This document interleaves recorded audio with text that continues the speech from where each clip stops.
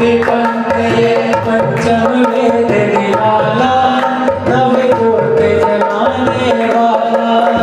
हरि नाम यही हरि नाम यही, हरि नाम यही हरि नाम यही, जगत के मंगल किया प्रेमियों को से आरती है। भारत भगवान की है आरती, प्रेमियों को प्रेम से है आरती। शांति की पावन पुनीत पापों को मिटाने वाला, हरि हरि शुक्राने वाला। ये शांति गीत पावन पुनीत पापों को मिटाने वाला, हरि दर्श कराने वाला। श्री राम यही हरि श्री राम यही घनश्याम यही, जग के मंगल की आरती, प्रेमियों को भागवत भगवान की है आरती, प्रेमियों को प्रेम से है आरती। मधुर बोल सनमंद बोल सन्मार्ग दिखाने वाला, बिगड़ी बनाने वाला। ये मधुर बोल सनमंद बोल सन्मार्ग दिखाने वाला, बिगड़ी को बनाने वाला। ये सुख करनी ये सुख करनी, ये सुख करनी ये सुख करनी, श्री हरि सुंदर की आरती, प्रेमियों को प्रेम से आरती। भागवत भगवान की है आरती, प्रेमियों को प्रेम से है आरती, प्रेमियों को प्रेम से है आरती, प्रेमियों को प्रेम से है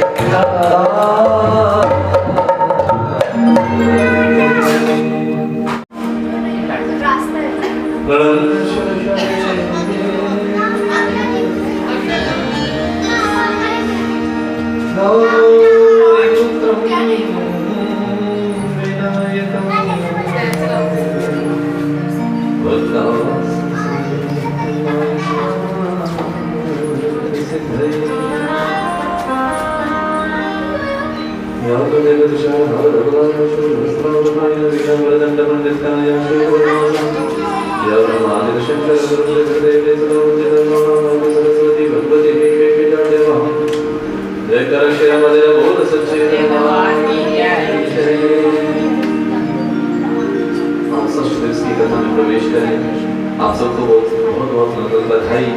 आज भगवान श्री कृष्ण जी का विवाह, और आपको एक अचंभा होगा, भगवान का विवाह राक्षस पद्धति से हुआ। आपको पता है भगवान का प्रथम विवाह रुक्मिणी मैया के साथ हुआ राक्षस पद्धति से, अर्थात दासी पंजाबी के पंजाब के, है ना? आपने सुना वहां लोग पंजाब के जाए। तो आज एक चीज कंफर्म कर लो, विवाह 8 प्रकार के हैं। कितने प्रकार के? कई लोग कहते हैं कि जी उनकी तो कुंडली भी नहीं मिली, फिर भी वो अच्छे से रह रहे हैं ना। कुंडली कौन से विवाह की मिलानी है? जो ब्रह्म विवाह है, अर्थात जिसको समाज के सामने अग्नि के समीप बैठ करके किया जाए। ठीक है, अब आपने बात समझेंगे। वह नहीं पढ़ते। एक विवाह जिसमें स्वयंवर, सुना होगा आपने, एक ऐसा विवाह जो होता है स्वयंवर, जिसमें लड़की स्वयं अपने वर को चुनती है। एक वो विवाह हो गया। एक विवाह हो गया राक्षस पद्धति, जैसे ठाकुर जी ने किया। एक ब्रह्म विवाह जो आजकल समाज में हम करते हैं, विवाह गुरु जी के सामने पंडित जी करवाते हैं। एक विवाह हो गया यज्ञ, जैसे धनुष यज्ञ हुआ, बोला जो इस धनुष को उठाएगा सीता जी उसकी हो जाएगी। तो किसने उठाया धनुष? राम जी ने। ये भी विवाह है। एक विवाह होता है ऋत्विक पैसे देके खरीद लेते हैं, पैसा दे दिया भैया विवाह में नहीं करोगे, वो भी विवाह है। एक हो गया पिशाच विवाह, ऐसे हैं कई विवाह जिनमें जबरदस्ती उठा के ले जाते कन्या। ये भी विवाह राक्षसों के समय में हुआ करते थे, जबरदस्ती लड़का राजी पर लड़की राजी, वो भी विवाह था। इस प्रकार के ये सारे विवाह आजकल जो प्रचलित विवाह है उस विवाह को कहते हैं गंधर्व विवाह, इंग्लिश में बोले तो लव मैरिज। और आपको एक बात बता दूं, धीरे से बता दूं, लव मैरिज कोई दोष नहीं। हम कहते हैं कि लड़का मुझे कह रहा है, लव मैरिज में कोई दोष ही नहीं होता, इसमें उनको मिली चाहिए एक गुण मिलता हो, इसमें कोई दोष नहीं। इन्हें बढ़ावा नहीं दे रहा हूँ, लेकिन इसमें दोष नहीं, कोई दोष खत्म। लेकिन हमारा सबसे उत्तम विवाह जो है वह ब्रह्म विवाह समाज के सामने किया जाता है, वो सबसे उत्तम विवाह, क्योंकि संतान आगे बड़ी अच्छी होती है। ये भी याद रखना, अब ये सोच कर हम तो सुखी हैं, नहीं, ऐसा नहीं। आपने कथा सुनी सुनीता के साथ विवाह हो गया, उनका बेटा आगे नहीं हुआ, राजा ने विवाह कर लिया सुनीता। सुनीता मृत्यु की पुत्री थी, मृत्यु की पुत्री होने के कारण बच्चा भी का ऐसा उदंड हुआ। सब कुछ होने के बाद भी बेटे ने अपने बाप को दुखी करना शुरू कर दिया, तो बाप को ही बेटे के डर से छूटना पड़ा। सोचो, फिर वो सुखी है? बताओ फिर को। तो ये सारी चीजें हमारे ब्रह्म विवाह में, इसीलिए हम कुंडली मिलान करते हैं, ठीक है। कुंडली मिलान का क्या हुआ, ये नहीं वे गुण नहीं मिले तो नहीं, गुण में क्या होता है कि आप समझना, पढ़े लिखे हैं, आपको मैं समझा सकता हूँ, मुझे ज्यादा समय नहीं लगेगा आपको समझाने। प्लस और माइनस कहाँ है, प्लस और माइनस नहीं लगानी है होता। अगर प्लस प्लस लगा देंगे तो क्या होगा, लास्ट होगा। तो यही कुंडली मिलाने का मतलब है कि इनकी दोनों के जब आपसी मिलन होगा, इनसे कुछ संतान होगी, ठीक है। या तो संतान बीमार रहेगी या उनके मिलन पर वो दोनों में रहेगा। इसका मतलब ये होता है कुंडली मिलान का कि कोई दोष तो नहीं। निराहार व्रत रखते हैं, कैसा निराहार, कुछ खाते पीते ही नहीं है, पीते ही नहीं है कुछ भी, जल तक नहीं पीते। तो एक दिन क्या हुआ महाराज, एकादशी का दिन ब्रह्म मुहूर्त में नहाने जाते थे, ब्रह्म मुहूर्त से 1-1.5 घंटा पहले ही नहाने चले गए। अर्थात कितने बजे चले गए, 1-1.5 बजे चले गए। अब जब नहाने चले गए उस समय तो जल देवता सोए होते हैं, जल देवता सोए होते हैं, तो उसी समय डुबकी लगाने लगे। अन्य जो उनके साथ जाते थे उन्होंने कहा कि बाबा जी आज जल्दी चल पड़े, घड़ी तो थी नहीं, वैसे ही वो एक उनका रूटीन थी रोज उठने की। सबने सोचा चलो नंद बाबा गए तो हम भी पीछे चल पड़ते हैं, लेकिन उन्होंने डुबकी लगाते तो देख लिया नंद बाबा जी को, पर बाहर निकलते समझ गए कि डूब गए नंद बाबा। वो डूबे नहीं थे, वरुण देव के जो पार्षद थे उन पार्षदों ने उन्हें खींच लिया था कि रात को डुबकी। वरुण देव उनको बांध करके ले गए महाराज। सभी ने शोर मचा दिया कि कन्हैया आपके पिताजी ने डुबकी तो लगाई, लेकिन बाहर भगवान ने ना इधर देखा, दौड़े हुए गए, तुरंत जल में कूद गए यमुना में। जैसे कूदे जाकर के देखा कि पिताजी को बांध के रखा है, जब बंधा हुआ देखा तो वरुण देव ने ठाकुर जी के दर्शन किए। बोला महाराज आप कैसे? वो बोला जिसको बांधा है मेरे पिताजी हैं। बोला महाराज हमें नहीं पता था कि आपके पिताजी हैं, पर पिताजी ने आपकी गलती करी है, वो पहले ही समय से कूद गए जल में, ब्रह्म मुहूर्त में आते थे पहले, हमने कुछ नहीं बोला। बोला चलो जो भी हुआ छोड़ो, पिताजी को छोड़ो। पिताजी ने देखा कि मुझे बांध के रखा है और बेटे को सिंहासन पर बिठाया, बाहर निकाला। बोला तू है कौन ये तो बता। बोला आपका बेटा हूं। बोला नहीं, फिर कुर्सी पे क्यों बिठाए तेरे को वहां? मित्र कहने लगे हम तो पहले ही कह रहे थे कि ये भगवान है। बोला कन्हैया सच में तू भगवान है? भगवान हंसने लगे। अब बोला क्या बताऊं इनको, हूं तो भगवान। बोला नहीं नहीं भगवान नहीं हूं। नहीं। बोला तू झूठ बोल रहा है। भगवान समझ गए कि अगर हाँ कर दी मैंने तो ये सब पकड़कर मुझे कहीं अलमारी में बिठा देंगे, वहीं भोग लगाएंगे, वहीं घंटी बजाएंगे और मेरा जो ये घूमना फिरना है ये सब बंद हो जाएगा। और मैं तो यही चाहता हूं कि घर घर जा करके लीलाएं करूं, घर घर जा करके लीलाएं करूं। भगवान ने कहा बिल्कुल मैं भगवान हूं, बताओ क्या चाहिए? ब्रजवासी कहते हैं भगवान कुछ नहीं चाहिए, एक काम करना है बस आपने। काम कौन सा? बोला भगवान बैकुंठ देखने की बड़ी इच्छा है। क्या देखने की? बैकुंठ देखने की। बोला क्यों? बोला बस सुना है हमने बैकुंठ के बारे में, अगर आप भगवान हो तो हमें बैकुंठ ले जाओ। बोला मुझ पर विश्वास करते हो? बोला बिल्कुल। तो ब्रह्म कुंड है यहाँ पर, बोला उस तालाब में कूदना पड़ेगा। बोला तैयार है हम। देखो भगवान पर भरोसा भी होना चाहिए, जिसको भरोसा था वो कूद गए।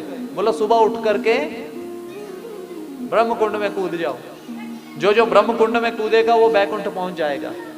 सारे ब्रजवासी महाराज जिन जिनको विश्वास था कूदे, कहां पहुंच गए?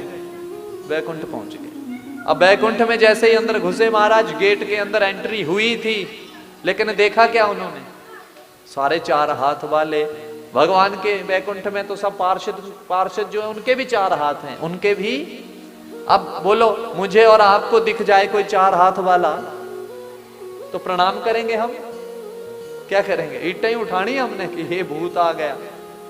अब उन्होंने जब 4 हाथ वाले देखे, बोला ये कौन है? वो एक दूसरे को बताने लगे, इशारे करने लगे, ओ देखो बोला वो 4 हाथ वाला देखो आ गया। वो शोर करने लगे, तब तक उधर से इशारा आया कि चुप।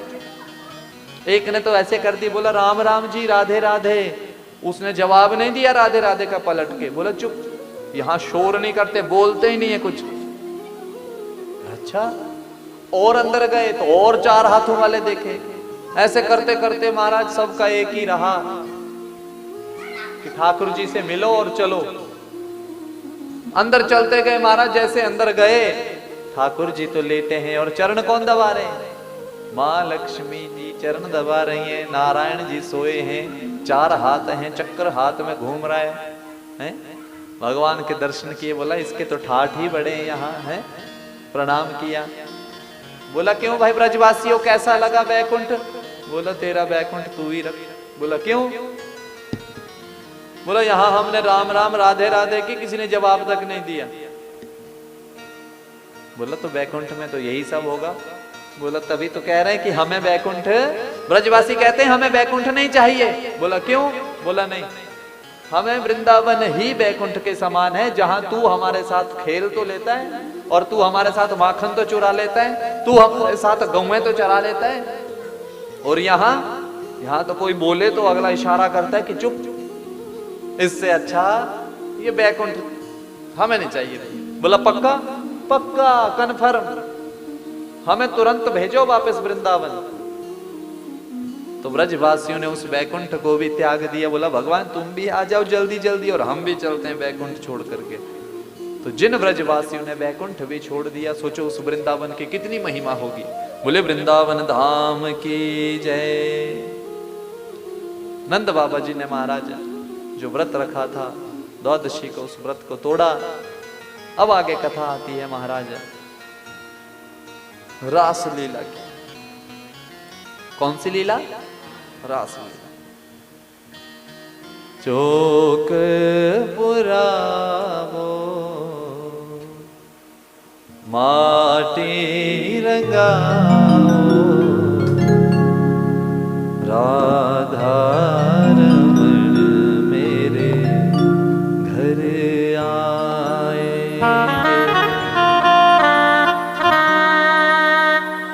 आओ एक भजन, उस भजन के बाद हम कथा में प्रवेश करेंगे।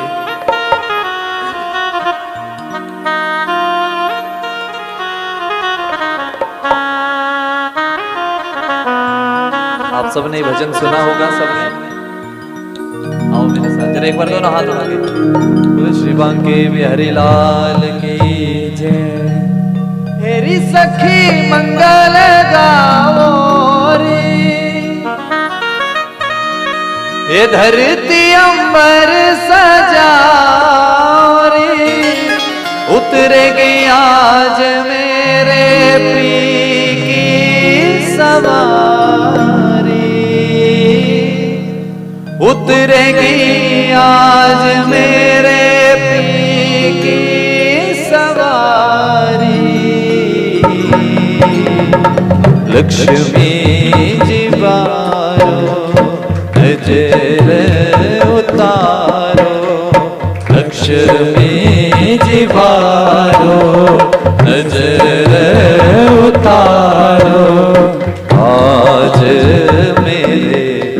पिया घर आएंगे, आज मेरे पिया घर आएंगे। खबर सुनाऊं जो खुशी ये बताऊं जो, खबर सुनाऊं जो खुशी ये बताऊं जो, आज मेरे पिया घर आएंगे, आज मेरे पिया घर आएंगे, आज मेरे पिया घर आएंगे, आज मेरे पिया घर आएंगे।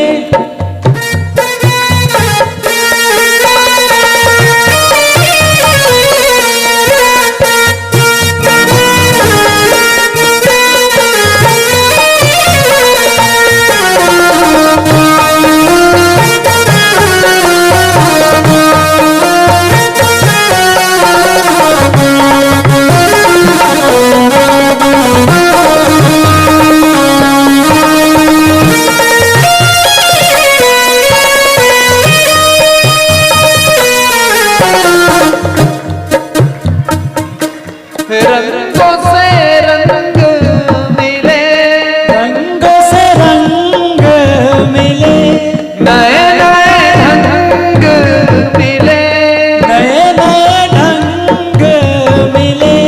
खुशियाँ जे द्वार मेरे डाले हैं तेरा, खुशियाँ जे द्वार मेरे डाले हैं तेरा। बिहू बिहू पपीहार दे, बिहू बिहू पपीहार दे, कुहू कुहू कोयल जपे, कुहू कुहू कोयल जपे। आंगन आंगन है परियों ने घेरा, आंगन आंगन है परियों ने घेरा। नाद बजाओ रे सब मिल, अनहद नाद बजाओ रे सब मिल, आज मेरे पिया घर आएंगे, आज मेरे पिया घर आएंगे, आज मेरे पिया घर आएंगे, आज मेरे पिया घर आएंगे, आज मेरे पिया घर आएंगे, आज मेरे पिया घर आएंगे। बोले राधा कृष्ण भगवान की जय। आज मेरे पिया घर आएंगे,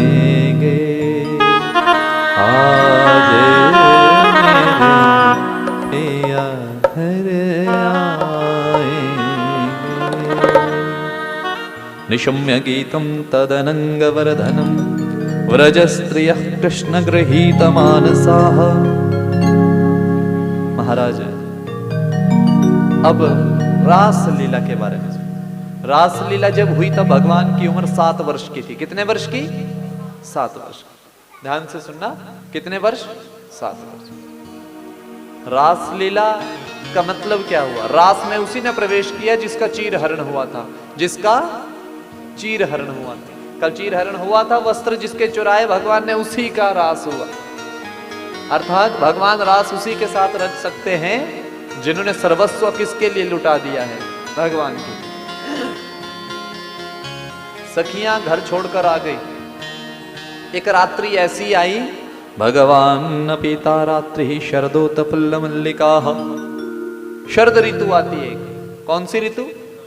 उसमें एक पूर्णिमा आती है। कौन सी होती है वो पूर्णिमा? शरद पूर्णिमा। कौन सी?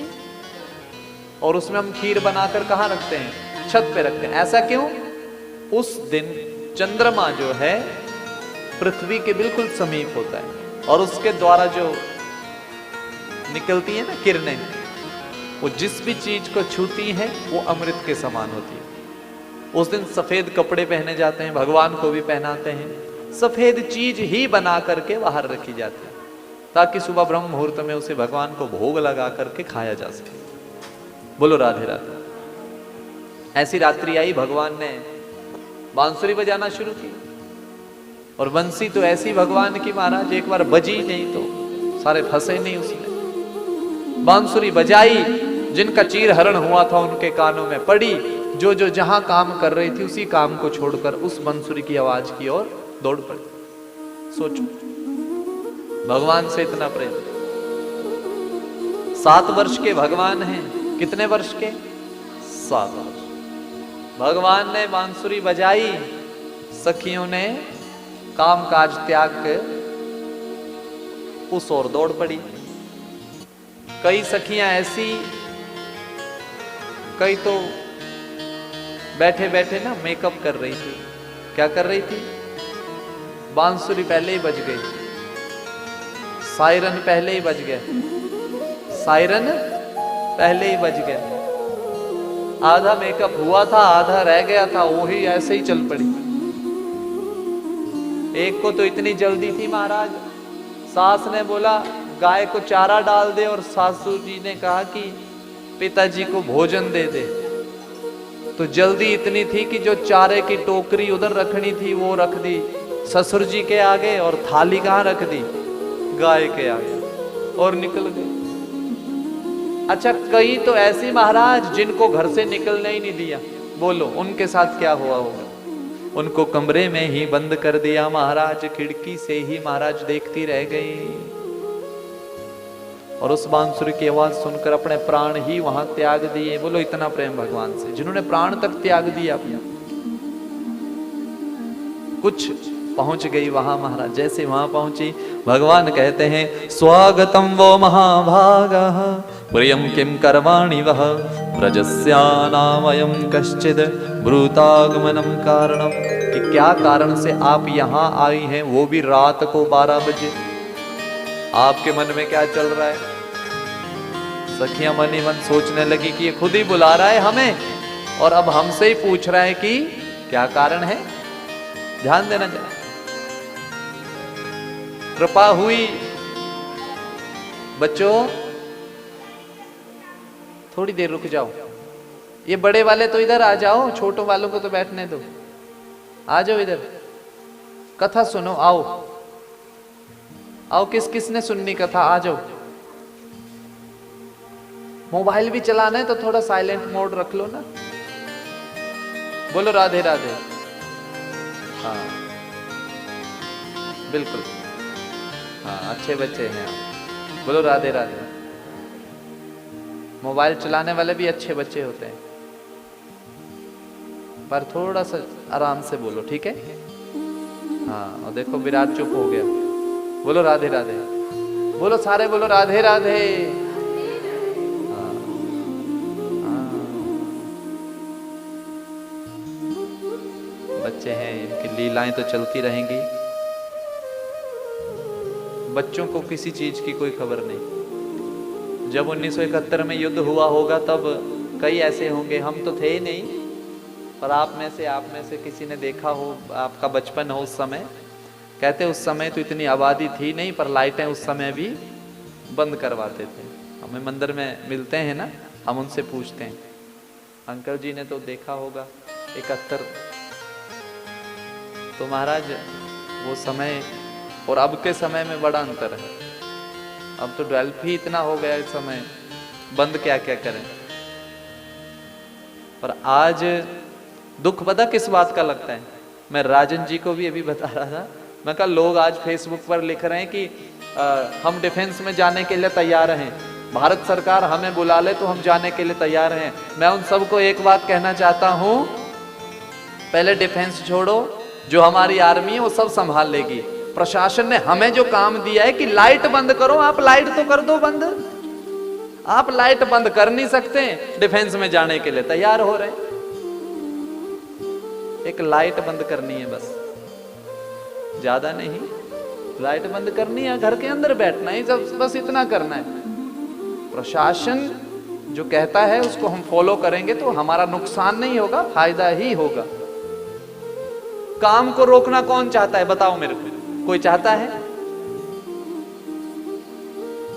कोई नहीं चाहता। देखो बिजनेस सभी का है, लॉस सबको होगा।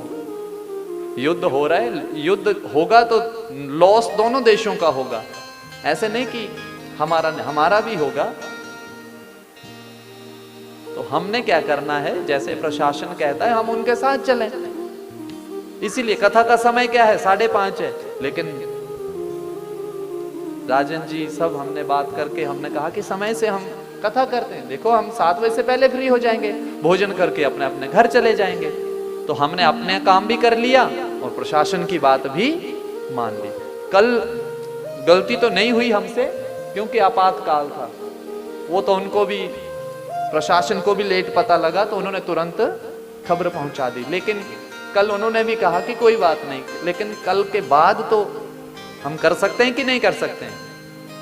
औरों का छोड़ो, आप सबसे मेरी एक प्रार्थना है कि जैसे प्रशासन कहता है हम वैसा करेंगे। आप करेंगे सब? बिल्कुल करेंगे ना? हम जल्दी से फ्री होकर के, आज मेरी भी कोशिश रहेगी, थोड़ी सी कथा बच जाएगी, कल सुना दूंगा, कोई बात नहीं। लेकिन जो रूल है उसको हम फॉलो करेंगे। बोलो राधे राधे। तो सबसे पहला हमारा दायित्व है कि हमने तो आपका वर्ण कर लिया है जो कभी मरेगा ही नहीं।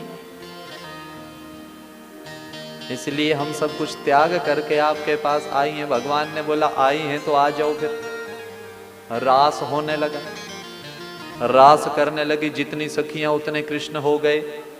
रास करते गए महाराज सखियों के मन में ऐसी भावना आई कि महाराज इतना बड़ा भगवान, ये कन्हैया, बड़े बड़े तपस्वी, इनके लिए तप करते हैं तब भी नहीं मिलते, और देखो हमारे साथ नाच रहा है। तो क्या आ गया मन में? जहां आता है अभिमान वहां से चले जाते हैं भगवान। बस थोड़ी सी बात है, जैसे ही अभिमान की एंट्री हुई भगवान एग्जिट हो गए। अच्छे खासे साथ में नृत्य कर रहे थे और मन में बस थोड़ी सी भावना ही आई कि देखो बड़े बड़े तपस्वी को नहीं मिले और हमारे साथ नाच रहे हैं। बस इतनी सी बात। भगवान ने बोला कि इनके मन में तो अभी भी अभिमान है, निकलो यहां से। और अदृश्य हो गए। जैसे अदृश्य हुए तो महाराज सखियां रोने लगी। इधर ढूंढे तो कभी इधर ढूंढे। भगवान चुपचाप निकल गए और जाकर के किससे मिल लिए? राधा रानी से। राधा रानी के मन में भी भाव आ गया कि देखो इतनी सखियों को छोड़कर ये मेरे पास आ गए। ठाकुर जी ने बोला इधर भी हवा लग गई। अच्छा है। सखियां ढूंढ रही हैं महाराज, पैरों के निशानों के पीछे पीछे चल रही हैं। ठाकुर जी कहीं नहीं मिल रहे महाराज, रो रही हैं, बिलख रही हैं। भगवान से बिछड़ना तो जो प्रेम करता है वही बता सकता है महाराज। अपनी किसी अच्छी चीज से बिछड़ना वो तो कोई आदमी ही बता सकता है जो सबसे प्रेम करता है उससे। महाराज यही हुआ। चलते चलते महाराज ठाकुर जी और राधा रानी भी चल रहे हैं। राधा रानी ने कहा मैं थक चुकी हूं। भगवान कहते हैं मैं उठा लूं कंधे पर। राधा रानी सोचती है ये तो कंधे पर उठाने के लिए भी तैयार हो गए हैं महाराज। भगवान ने देखा कि हाँ भी अभिमान आ गया है तो वहां से भी अदृश्य हो गए। वहां से अदृश्य हुए तो बस अब राधा रानी तो कभी दूर हो नहीं सकती। राधा रानी से जैसे ही दूर हुए महाराज तो राधा वहां पर गिर पड़ी और बेहोश हो गई। पीछे से सखियों ने देखा कि ये कौन है। देखा तो राधा। बोला इसे भी छोड़कर चले गए। अब सब सखियां रोने लगी महाराज। रोते रोते आंसू निकलने लगे। जब आंसुओं के साथ अभिमान भी निकल गया तो मिले कौन? कृष्ण। लेकिन इससे पहले उन्होंने एक गीत गाया जिसको गोपी गीत कहते हैं। कौन सा गीत कहते हैं? कौन सा गीत? गोपियों ने एक गीत गाया। आओ उस गीत को हम भी गाएं बड़े भाव से। जय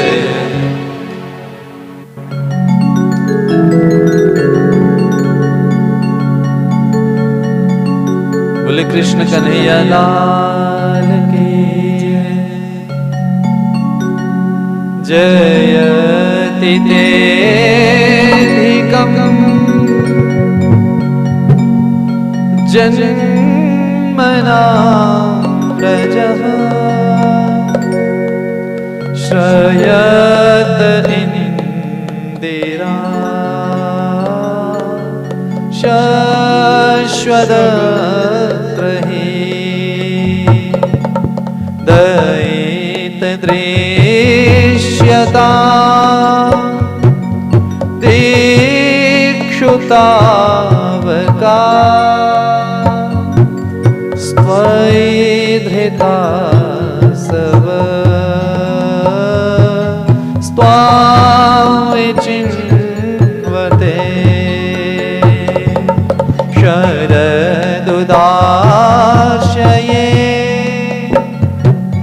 साधुजात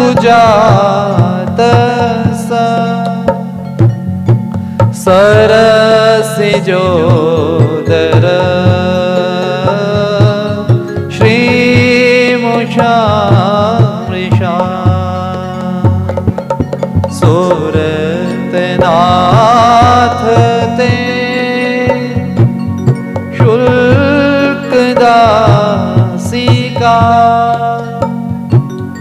वरधने तो नेह किं वध नेह किं वध। बोले कृष्ण कन्हैया लाल की जय। महाराज इस प्रकार से जब गोपी गीत गाया तो भगवान तुरंत उनके सामने आ गए, समझ गए कि अब इनका अभिमान चला गया है। अब एक महारास की तैयारी होने लगी। किसकी तैयारी? महारास की तैयारी। महारास होने लगा, लेकिन महारास में कौन एंट्री? केवल और केवल स्त्री। देखो वो स्त्रियों के लिए नहीं, जिसने स्त्री भाव रखा। ब्रज में सब एक को ही पुरुष मानते हैं, वो है ठाकुर जी। वहां आप देखना कई बार आदमी भी झांझने डाल के चले होते हैं, वृंदावन में देखना कभी आप, क्योंकि भाव ही वहां यही रखते हैं, स्त्री भाव, गोपी भाव। वहां आदमी भी अपने आप को गोपी बोलते हैं कि हम भगवान की गोपियां हैं। तो अब सारी देवियां भी तैयार होने लगी, सारी देवियां भी तैयार। सबसे बड़े भक्त भगवान के भोले बाबा। कौन? ईष्ट हैं उनके, राम जी ईष्ट हैं, कृष्ण भगवान ईष्ट हैं। किसके? भोले बाबा। पार्वती मैया तैयार होने लगी, भोले बाबा की आंख खुल गई। बोला कहाँ? बोला बस अभी तंग मत करो मेरे को। बोला क्यों? बोला आज रासलीला हो रही है ब्रज में। बोला अच्छा, मुझे तो बताया नहीं। बोला आपका कोई काम ही नहीं वहां, आपका क्या काम? नहीं नहीं। बोला महाराज मुझे भी ले चलो पार्वती। बोला नहीं नहीं नहीं, वहां एंट्री ही स्त्रियों की है, पुरुषों का जाना। नंदी की ओर देखा। बोला नंदी ये क्या पंगा पड़ गया?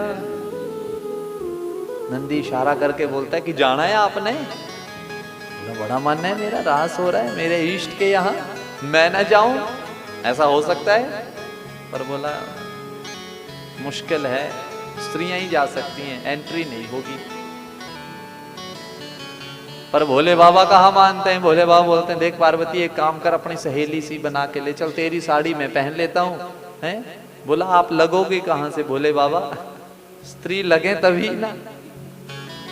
हैं? यही बात कोई और देवता बोलता तो चलो साड़ी भी पहना देते, पर आप कहाँ से लगोगे स्त्री? भेष तो देखो कैसा बनाकर बैठे हैं। कोई एक गुणी बता दो जो आप, चलना ही बता दो मेरे को। बोला थोड़ा सा कि कैसे चलती है स्त्री, वो तो होगा नहीं आपसे। तो एक काम करो, आराम राम यहीं जपो, हमने जाने, लेट मत करो मेरे को।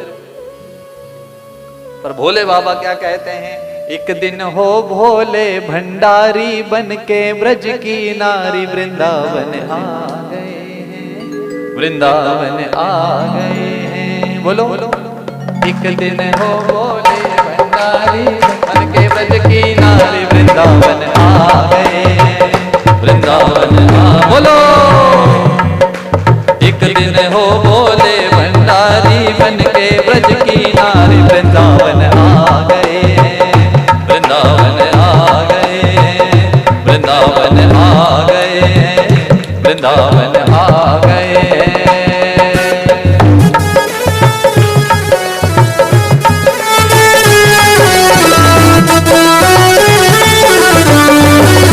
बोले कृष्ण कन्हैया लाल की जय हो।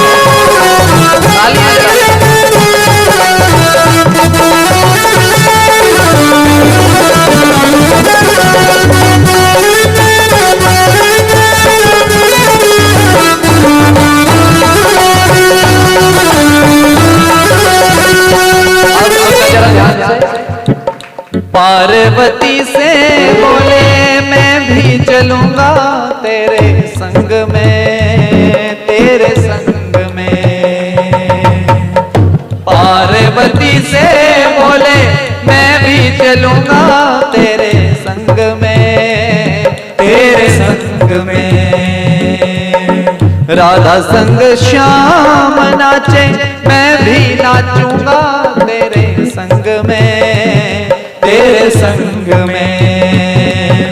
रास रचेगा ब्रज में भारी हमें दिखा दो प्यारी, वृंदावन आ गए हैं, वृंदावन आ गए हैं, वृंदावन आ गए, वृंदावन आ गए हैं। पार्वती माँ क्या कह रही है? ओ मेरे भोले स्वामी कैसे ले जाऊं अपने संग में, अपने संग में। मोहन के सिवा वहां पुरुष न जाए उस रास में, उस रास में। हंसी करेगी ब्रज की नारी मानो बात हमारी, ब्रज में आ गए हैं, ब्रज में आ गए हैं, वृंदावन आ गए हैं। लेकिन भोले बाबा क्या कहते हैं? ऐसा बना दो मुझको कोई न जाने इस राज को, इस राज को। मैं हूँ सहेली तेरी ऐसा बताना ब्रजराज को, ब्रजराज को। बना के जूड़ा पहन के साड़ी चाल चले मतवाली, ब्रज में आ गए हैं, ब्रज में आ गए हैं। महाराज पार्वती मैया चली गई, बोले बाबा का मन खराब हो गया, बोले मैं नहीं गया।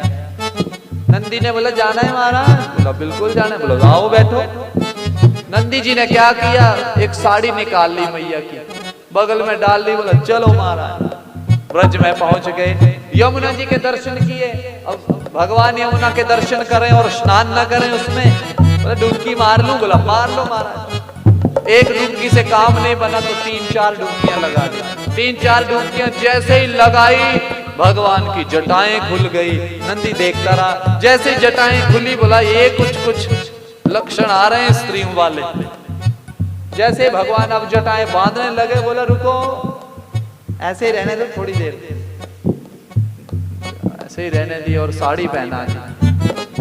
हाँ बोला ये साड़ी भी पहना दी, पर बोला महाराज साड़ी तो पहना दी पर एक काम करना पड़ेगा। बोला क्या? बोला ये जो पल्लू है ना ये मुंह से नहीं हटना चाहिए, ये हटा तो पकड़े गए, सावधानी हटी तो दुर्घटना घटी। बोला करना क्या? बस बोला पल्लू नहीं हटना चाहिए, बाकी कोई पहचान नहीं सकता। बोला पक्का? बोला मैं हूं ना यहाँ, आओ कौन रोकेगा आपको, एंट्री करो। एंट्री हो गई तो फिर क्या टेंशन है? बोला यही तो टेंशन है, एंट्री होगी।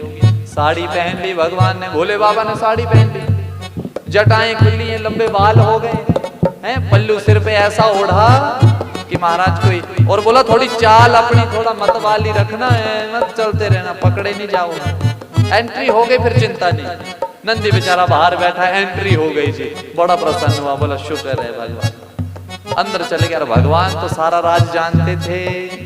भगवान ने भी जैसे नजर घुमाई, देखा कि ये नहीं हटने वाले, यहाँ भी आ गए दर्शन पाने के लिए।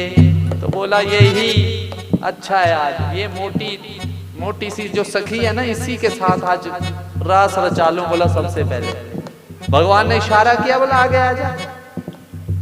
ये ठीक है, बोला मोटी सी सखी। पकड़ा महाराज, कमर में हाथ डाला, एक हाथ में हाथ, और भगवान रास करने लगे। रास चल पड़ा महाराज, भोले बाबा तो आनंद लेने लगे। रास महाराज रास का आनंद करने लगे। लेकिन हुआ क्या? देखा जो मोहन ने तो समझ गए वो सारी बात को, सारी बात को। मोहन तो पहले ही समझ गए थे महाराज, इसलिए उन्हीं को पकड़ा पहले। आ जाओ बोला महाराज। जैसे पकड़ा महाराज, ऐसी बजाई मुरली सुध बुध भूले भोलेनाथ जो, भोलेनाथ जो। सिर से खिसक गई जब साड़ी, मुस्काए गिरधारी वृंदावन आ गए हैं, वृंदावन आ, बोलो वृंदावन आ गए हैं, वृंदावन आ गए हैं। अब महाराज इतने मस्त हो गए कि अब पल्लू तो हट गया है, भगवान हंस रहे हैं, पर भोले बाबा कहाँ? ऐसी सुध भूल चुके हैं महाराज। एक दिन हो भोले भंडारी बन के ब्रज की नारी, वृंदावन आ गए हैं, वृंदावन आ गए हैं, वृंदावन आ गए, बोलो वृंदावन आ गए हैं, वृंदावन आ गए हैं। भोले बाबा तो महाराज पकड़े गए। भोले बाबा ने देखा कि मैं पकड़ा गया हूं, अब निकलने लगे, पर भगवान ने रोका, बोला रुको, अब कैसे जाओगे? आए अपनी मर्जी से अब जाओगे? बोला महाराज आज्ञा करो। बोला जिस रूप में आए थे इसी रूप में वृंदावन में विराजमान हो जाओ। बोलो गोपेश्वर भगवान की। आज भी गोपेश्वर भगवान के आपने दर्शन किए हैं सबने? जब भी वृंदावन जाओ गोपेश्वर भगवान के जरूर दर्शन करो। वहां पर संध्या के समय जो उनके दर्शन होते हैं गोपी भाव में होते हैं। सुबह तो जल इत्यादि चढ़ाते हैं लोग, पर शाम के समय में जब भी जाएं तो दर्शन गोपी स्वरूप में होते हैं, और बड़ा आनंद आता है दर्शन करने का। श्रृंगार उनको वैसा ही किया जाता है जैसे गोपी बन के आए थे। बोले कृष्ण कन्हैया लाल की। बड़ा आनंद हुआ महाराज। सब हो गया महाराज। अब कंस की ओर चलते हैं। किसकी ओर? वो भी तो मारना है अभी। देखो भगवान 4 साल के हुए, 4 साल के पूरे हुए, 4.5 साल के होने लगे तो ब्रज में आ गए। कहां आ गए? 11 साल के हुए तो वहां से भी निकल पड़े। 11 साल के हुए तो वहां से भी निकल पड़े। 11 साल की उम्र में उन्होंने वृंदावन छोड़ दिया। कितने साल की उम्र में? 11 साल। और उसके बाद 100 साल के बाद मिले ब्रजवासियों को। कितने साल बाद? 100 साल। वो भी कहां? कुरुक्षेत्र में। वहां पर ये जाते हैं ना आप, एक सोमवती अमावस्या आती है, वो बड़ी कम आती है। तो सोमवती अमावस्या वाले दिन उसका स्नान करने सब एकत्रित हुए तो मिले। अर्थात भगवान कृष्ण राधा जी से कितने साल दूर रहे? 100 साल। कितने साल? किसी ने पूछा भी 100 साल कैसे दूर रहे? क्योंकि आपने कथा सुनी होगी, शिव पुराण यदि सुना है आपने, तो उसमें कथा आती है सुदामा जी ने राधा रानी को शापित कर दिया था। क्या कर दिया था? शापित कर दिया। गोलोक में जब रहते थे तो माधवी नाम की एक सखी, जो सबसे प्रेम, अत्यधिक प्रेम जो है कृष्ण से करती थी और चाहती थी कि पति रूप में मुझे ये प्राप्त हो जाए, लेकिन राधा जी उनको पास नहीं जाने देते। लेकिन सुदामा चाहता था कि मेरा विवाह जो है माधवी के साथ हो जाए, और माधवी चाहती थी कि मेरा विवाह कृष्ण के साथ हो जाए, पर राधा जी उनको पास भी जाने नहीं देते। एक दिन माधवी उनके समीप जा रही थी। जैसे समीप जाते देखा, राधा रानी ने रोका कि तू इनके पास क्यों जा रही है? जा, मैं तुझे शापित कर देती हूँ, तुझे पृथ्वी लोक में जाना पड़े। तुझे पृथ्वी लोक में। वही माधवी तुलसी बन के आई। क्या बन के आई? तुलसी की भी कथा है, वृंदा की भी कथा है महाराज। वैसे वृंदा तुलसी ही होती है, पर वृंदा की कथा अलग है, तुलसी की कथा। इनके पति का नाम है शंखचूड़। क्या नाम है इनके पति का? शंखचूड़। और वृंदा के पति का नाम जलंधर। आपने कथा सुनी है शिव पुराण। तो जो महाराज शापित कर दिया कि तू पृथ्वी लोक में चली जाए, उधर सुदामा ने देखा कि मेरी माधवी को, ये राधा अपने आप को क्या समझती है, जा मैं तुझे भी शापित करता हूं कि तू भी कृष्ण से 100 साल तक दूर रहे। और राधा ने भी कह दिया कि जा सुदामा तू भी राक्षस बनकर आए। वही सुदामा शंखचूड़ बन के आया और वही माधवी तुलसी बनकर आई। उस समय उन दोनों का विवाह हो गया। देखो मोह है कहीं ना कहीं मिलन। हम आप सब मिल रहे हैं, इससे पहले मिले थे हम कभी? बोलो, मिले थे? नहीं मिले थे ना। मैं भी 2006 से रह रहा हूं होशियारपुर में। कब से? माध्यम देखो कितना सुंदर बना। इन्होंने मंदिर आना शुरू किया, मंदिर का पुजारी हूं, वहां सेवा मेरी लगी है। अब इनकी रूटीन है कि ये रोज मंदिर आते हैं। और हमारी रूटीन क्या है? जिस दिन कोई आए ना तो दूसरे दिन आकर के पूछते हैं कि भाई एक दिन नहीं आए थे, क्यों नहीं आए? क्योंकि हमें पता होता है कि हमारे यजमान ये भी आते हैं, ये भी आते हैं, ये भी आते हैं, आज क्यों नहीं आए? अगर 2-3 दिन ना आए तो हम कोशिश करते हैं कि हम उनको फोन करें कि कोई दिक्कत तो नहीं है। क्योंकि ब्राह्मणों का दायित्व होता है कि अपने जो यजमान है उनके लिए कुछ ना कुछ करते रहे।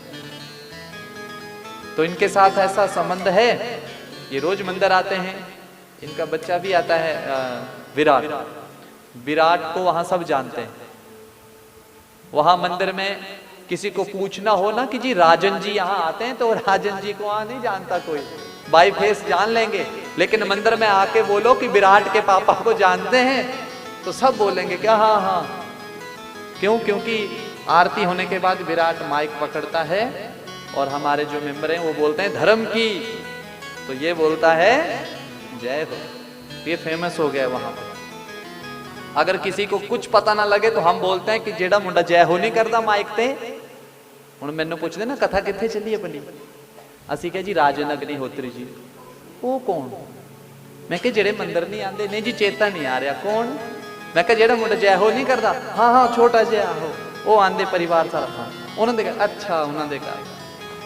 तो विराट वहां पर पहले तो बात भी नहीं करता था, राधे राधे भी नहीं बोलता था। लेकिन जब रूटीन इनकी बन गई तो तिलक भी लगवाना, चरणामृत भी लेना। पहले दूध नहीं पीता था, है ना, अब दूध भी पीने लग पड़ा। जो भोग लगा ठाकुर जी का रात को मिलता है तो वो लेता नहीं था, बस टॉफी लेके जानी इसने। अब टॉफी भी लेनी, प्रसाद भी लेना और दूध भी लेना। तो ये काम करना है घर वालों ने। क्यों राजा? क्यों महाराज जी? यही काम करना है बस घर वालों ने। संस्कार देने बच्चों को। जे तुसी सोचोगे कि असी इन्हां नूं कोठी बना देनी, इन्होंने सातों भी वधिया बनानी। इन्होंने हमसे अच्छा काम करना हर चीज। ये अच्छे पढ़े लिखे होंगे हमसे, इनका माइंड अभी ही ज्यादा है। आपके बच्चे देखा होगा आपने, आप 100 बार बोल लो पढ़ लो पढ़ लो पढ़ लो, जबरदस्ती आप जितना मर्जी उनको बिठा लो, जबरदस्ती जितना मर्जी बिठा लो उनको, लेकिन मन से नहीं पढ़ेंगे वो। जब इनकी खुद की मर्जी करेगी ना, 15 मिनट भी बैठ लेंगे तो सब कुछ लर्न भी कर लेंगे। इसलिए बच्चों के लिए कभी भी जबरदस्ती नहीं करना है, कभी भी जबरदस्ती। और एक बात सुन लो, अपने बच्चे को ना सुबह जबरदस्ती मत उठाया करो, जबरदस्ती मत उठाया। रूटीन रखो। क्या रूटीन रखनी है? बच्चे को यदि 8 बजे आपको स्कूल भेजना है तो 7 बजे ही उसको उठाना शुरू कर दो। एक बार आवाज लगाई, फिर अपना काम कर लिया, 10 मिनट के बाद फिर उठाना है। धीरे धीरे उसकी नींद खुल जाए, फिर अपनी मर्जी से वो उठ जाए। ऐसी रूटीन करनी है। नहीं सुता ही चक लिया तुसी, बाथरूम के दरवाजे के मोहरे ही रखता कि आजा बह जा। कई फिर ऐसे वहां भी लेट जाते हैं ये लोग हैं। मैं भी भेजना होता ना अपना, वो ड्यूटी मेरी है। मिसिज की ड्यूटी रोटी बनाना है और मेरी ड्यूटी उसको जगा के, है ना। फिर मैं सोचता हूं कि ये तो हल एक है जो तो दूजे दी बारी आनी। मैं क्या वो तो छोटा है हाले जो दोनों भेजने, मैं कहा मैं तो आधा पागल हो जाना। तो आजकल ये भी रूटीन है। और एक हम होते थे, आप पे ही तैयार होना, आप पे बैग चक के तुर जाना, घरदे ने सोचना कि स्कूल बैठा, असी रस्ते च ही लुक जाना, शाम ਨੂੰ ਜਦੋਂ ਛੁੱਟੀ ਹੋਣੀ ਉਦੋਂ ਮੁੜ ਕੇ ਵਾਪਸ ਜਾਣਾ कि ਅਸੀਂ भी गए ਸੀ। दूजे ਨੂੰ ਪੁੱਛਣਾ कि पढ़ाया की। लेकिन महाराज वो समय निकल गया, अब समय बहुत बदल चुका है।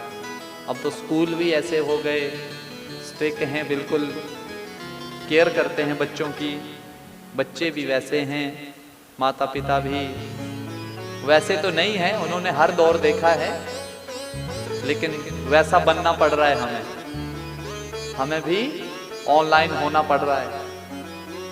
हमने ऐसी चीजें नहीं देखी, लेकिन अब बच्चों के साथ हमें भी सीखनी पड़ रही है, कई बार तो हमें भी सीखना पड़ता है। तो समय के अनुसार चलो तो अच्छी बात है, समाज के साथ चलना सबसे अच्छी बात है। जैसे समाज चल रहा है वैसे आपको चलना चाहिए, नहीं तो आप समाज से पीछे रह जाएंगे। जब आप समाज से पीछे रह जाएंगे तो समाज आपकी तरफ बिल्कुल नहीं देखेगा, फिर आप पिछड़े रह जाएंगे।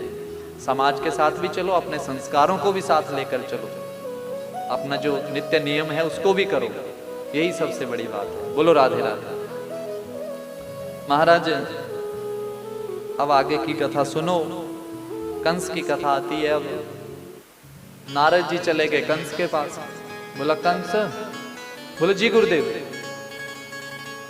बोला वो अष्टम गर्भ तूने मार दिया था? बोला हाँ, तो कब का मार दिया था, पूतना गई तो थी मारने। बोला लेकिन पूतना मर भी गई थी। बोला हाँ महाराज मर भी गई थी, पता नहीं मरी होगी कैसे। बोला मारने वाला वो मरा ही नहीं है, तेरा काल जीवित है। कौन है महाराज अभी बताओ। सारी बात बताई। नंद बाबा के यहाँ जो उनका बालक है, सप्तम गर्भ जो है वो है बलराम, और अष्टम गर्भ जो है वो है कृष्ण। बोला उन दोनों के बारे में मैंने बड़ा सुना, जिसको भी भेजता हूं यहां से मार देते हैं उसको। अच्छा वही है मेरा काल।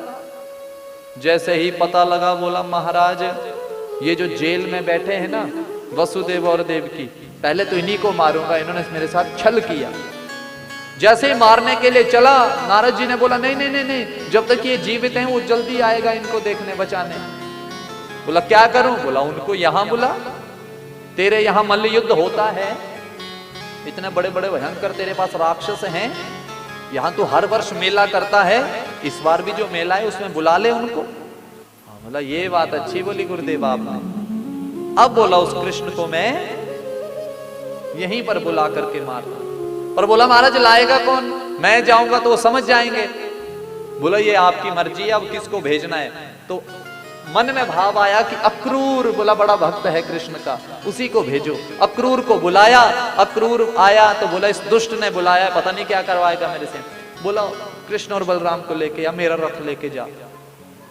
बोला महाराज नहीं नहीं मैं नहीं जाऊंगा। उन्हें पता था कि ये दुष्ट है, मार देगा बच्चों को। बोला तू नहीं जाएगा तो मैं तुझे मार दूंगा। अक्रूर बोलता है इस दुष्ट के हाथों से मरने से अच्छा भगवान के दर्शन ही। बोला ठीक है महाराज चलता हूं। सुबह हुई, रथ हाँकने लगा, रथ हाँकता कृष्ण कृष्ण करता समाधि लग जाती। सुबह चला, शाम को पहुंचा। पहुंचते ही महाराज गौवें चराने ठाकुर जी जाते थे, गौओं के खुरों का निशान देखा और उसी में लेट गया। बोला यही मेरा स्वर्ग है। ब्रज की मिट्टी माथे के साथ लगाने लगा। इतने में भगवान भी गौओं चरा करके वापस आने लगे। जब भगवान गौओं को चरा करके वापस आते हैं उस समय को कहते हैं गोधूली वेला। कौन सा वेला? सूर्य अस्त होने से 1 घंटे का जो पहले समय है वो कौन सा समय है?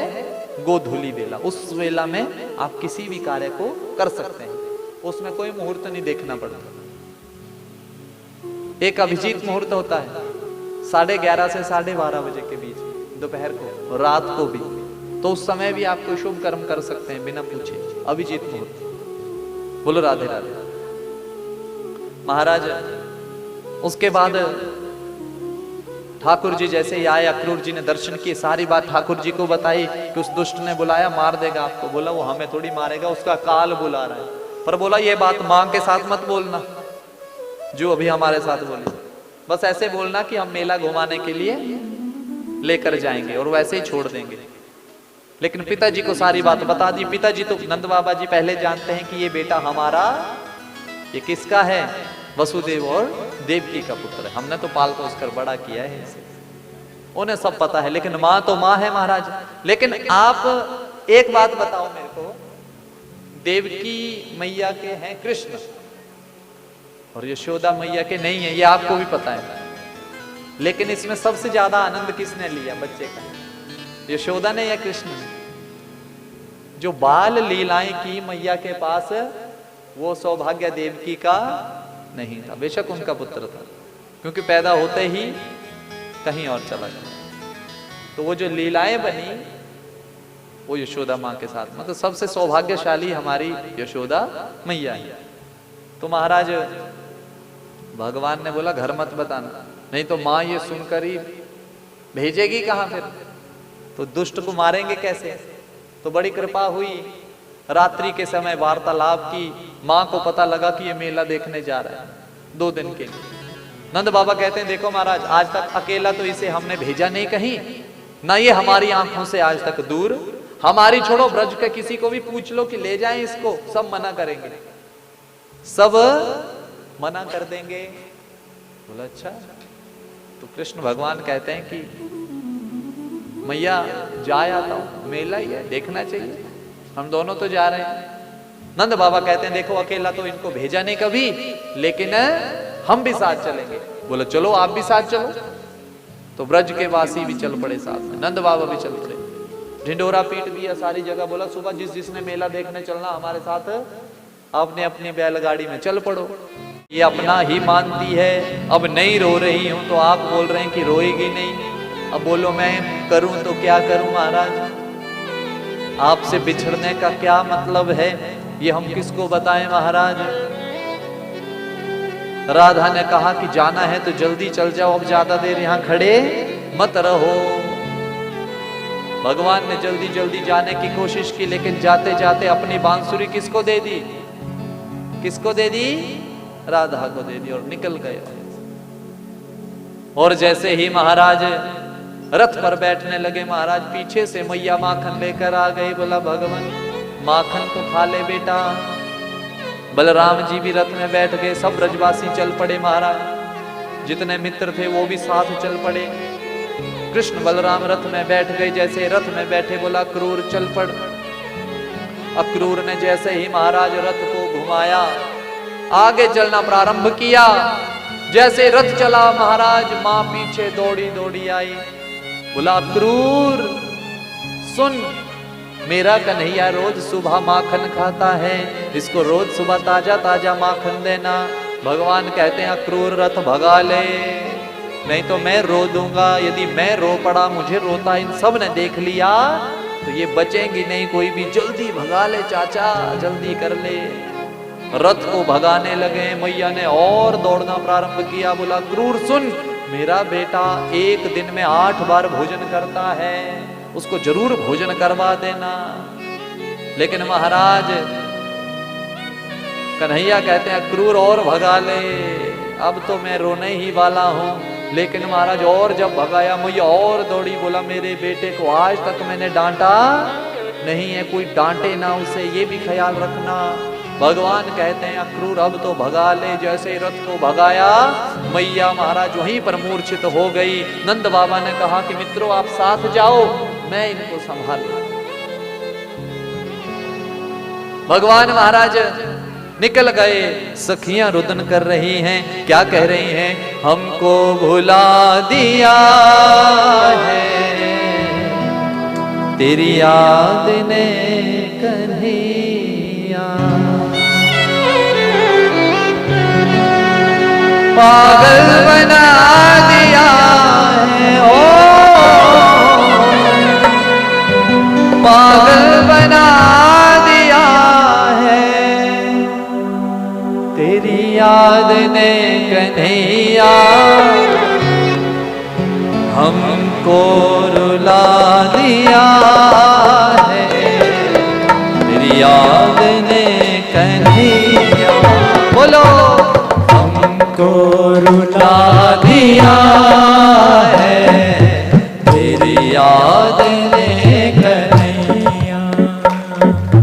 पागल बना दिया है, पागल बना दिया हो पागल बना दिया है, तेरी याद ने कन्हैया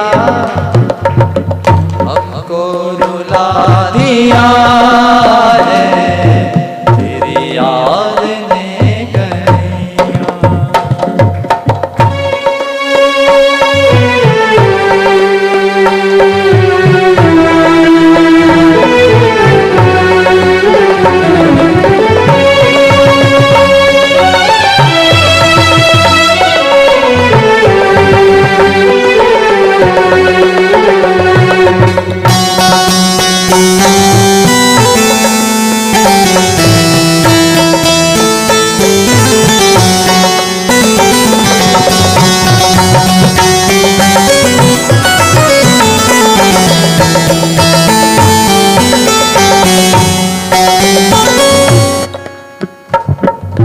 नंदलाल इतने निष्ठुर निर्मोही हो गए हो, नंदलाल इतने निष्ठुर निर्मोही हो गए हो, नंदलाल इतने निष्ठुर निर्मोही हो गए हो, कन्हैया कन्हैया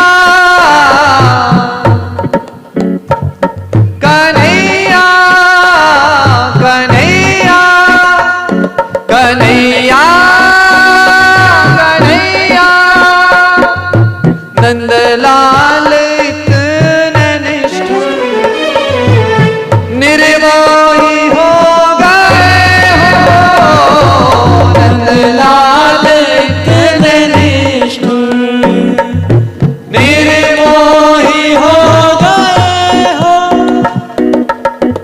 निर्मोही हो गए हो,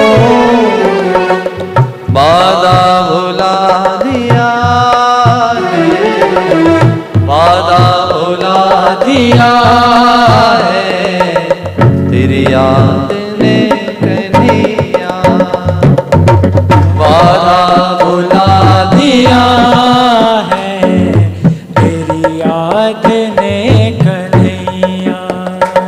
निव वादा कर गया वरदा, वादा कर गया वरदा।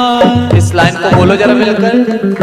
निव वादा कर गया वरदा, वादा कर गया वरदा, ना आ पाया ना पैगाम आया, ना आ पाया ना पैगाम, ना आ पाया ना पैगाम आया, ना आ पाया। ऐसा रोग लगा गया जिंदड़ी नू,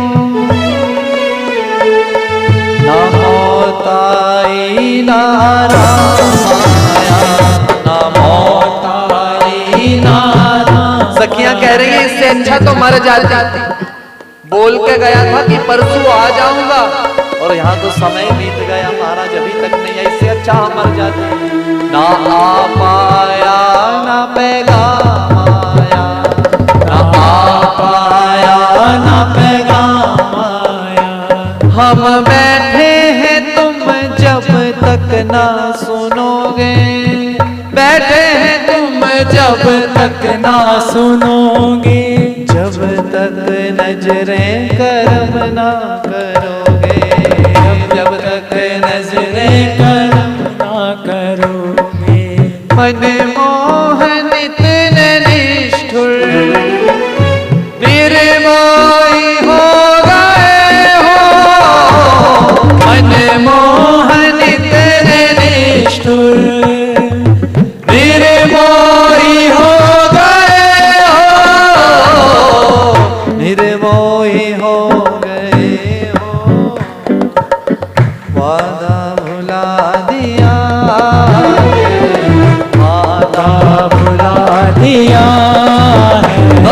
के जरा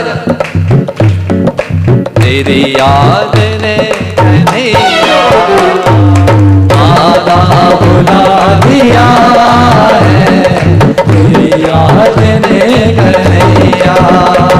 कन्हैया कन्हैया कन्हैया कन्हैया आधा बुला दिया है, तेरी याद ने कन्हैया आधा बुला दिया है, तेरी याद ने कन्हैया।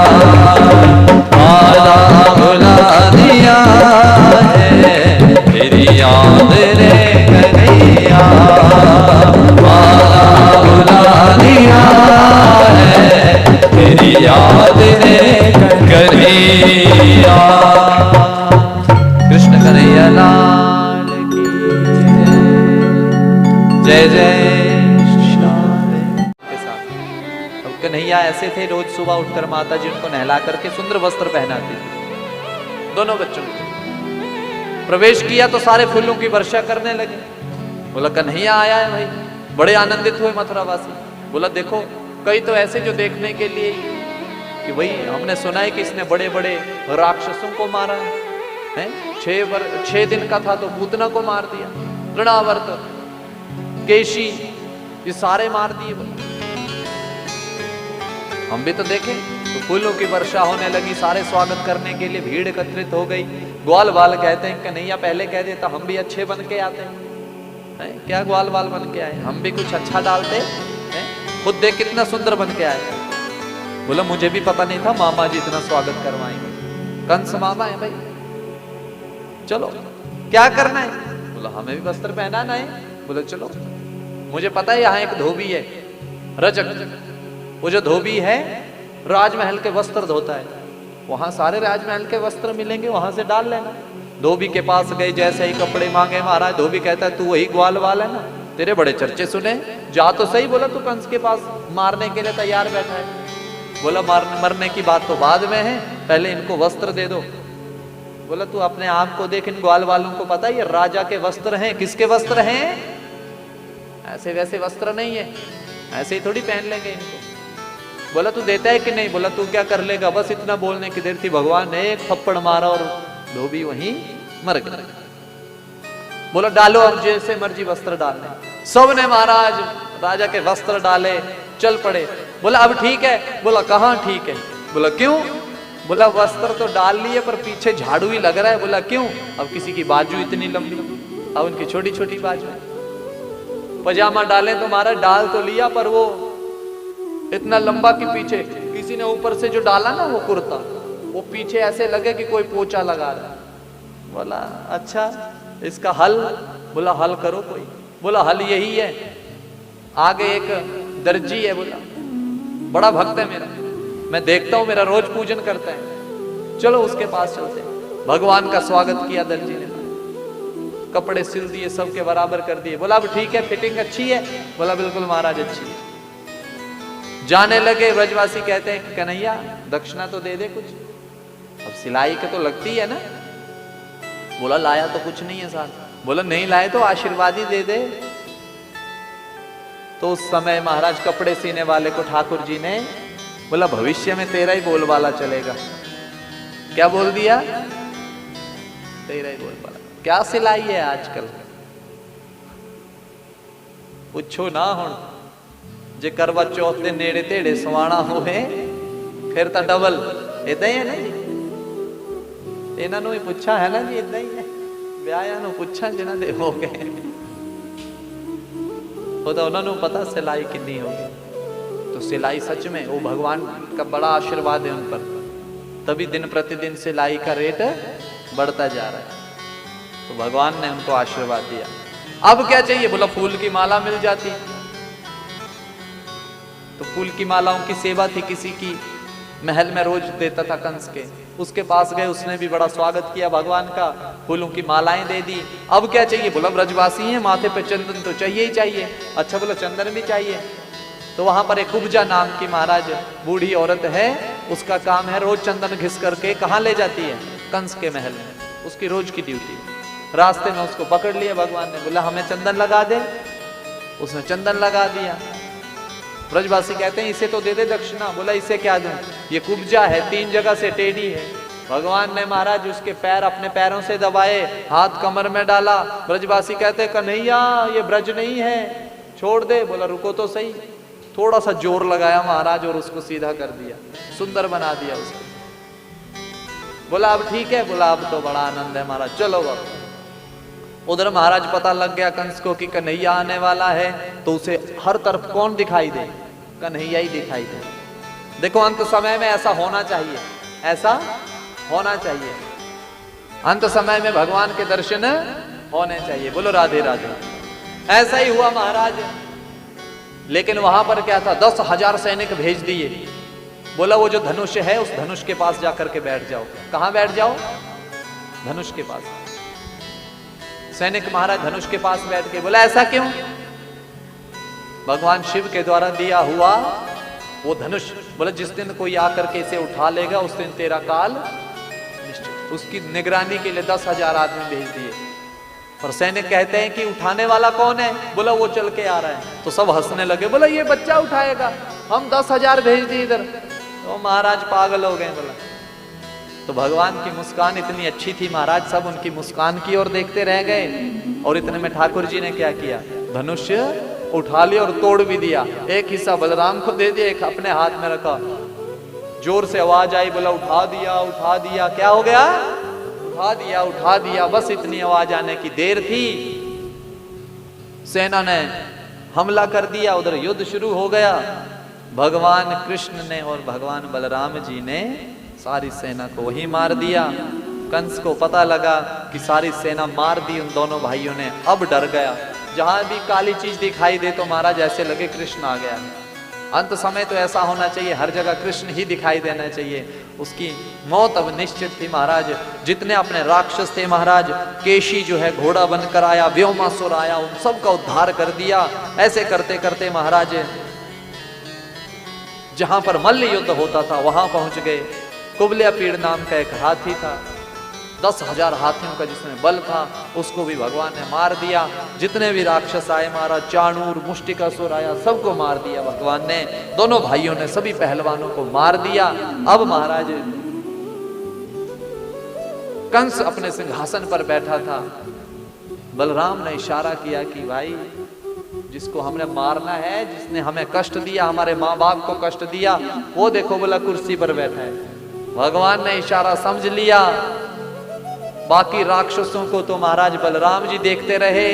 भगवान ने एक छलांग मारी और महाराज उस सिंहासन पर बैठे किसको पकड़ लिया, कंस को गले से पकड़ा और धड़ाम से नीचे गिराया और जोर से प्रहार उसकी छाती पर किया और उस कंस के प्राण वहीं पर निकल गए। बोलो कृष्ण कन्हैया लाल की। देवताओं ने फूलों की बारिशें करना शुरू कर दी कि दुष्ट को मार दिया महाराज।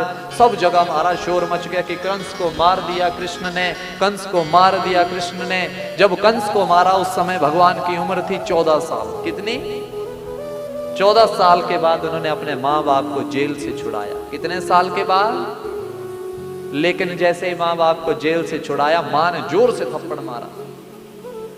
बोला ये क्या, एक तो छुड़ाया और ऊपर से थप्पड़। बोला 14 साल बाद तेरे को याद आई हमारी? भगवान ने भी ऐसे गाल मलते मलते कह दिया कि मैया 14 साल में भी तो बाहर रहा था।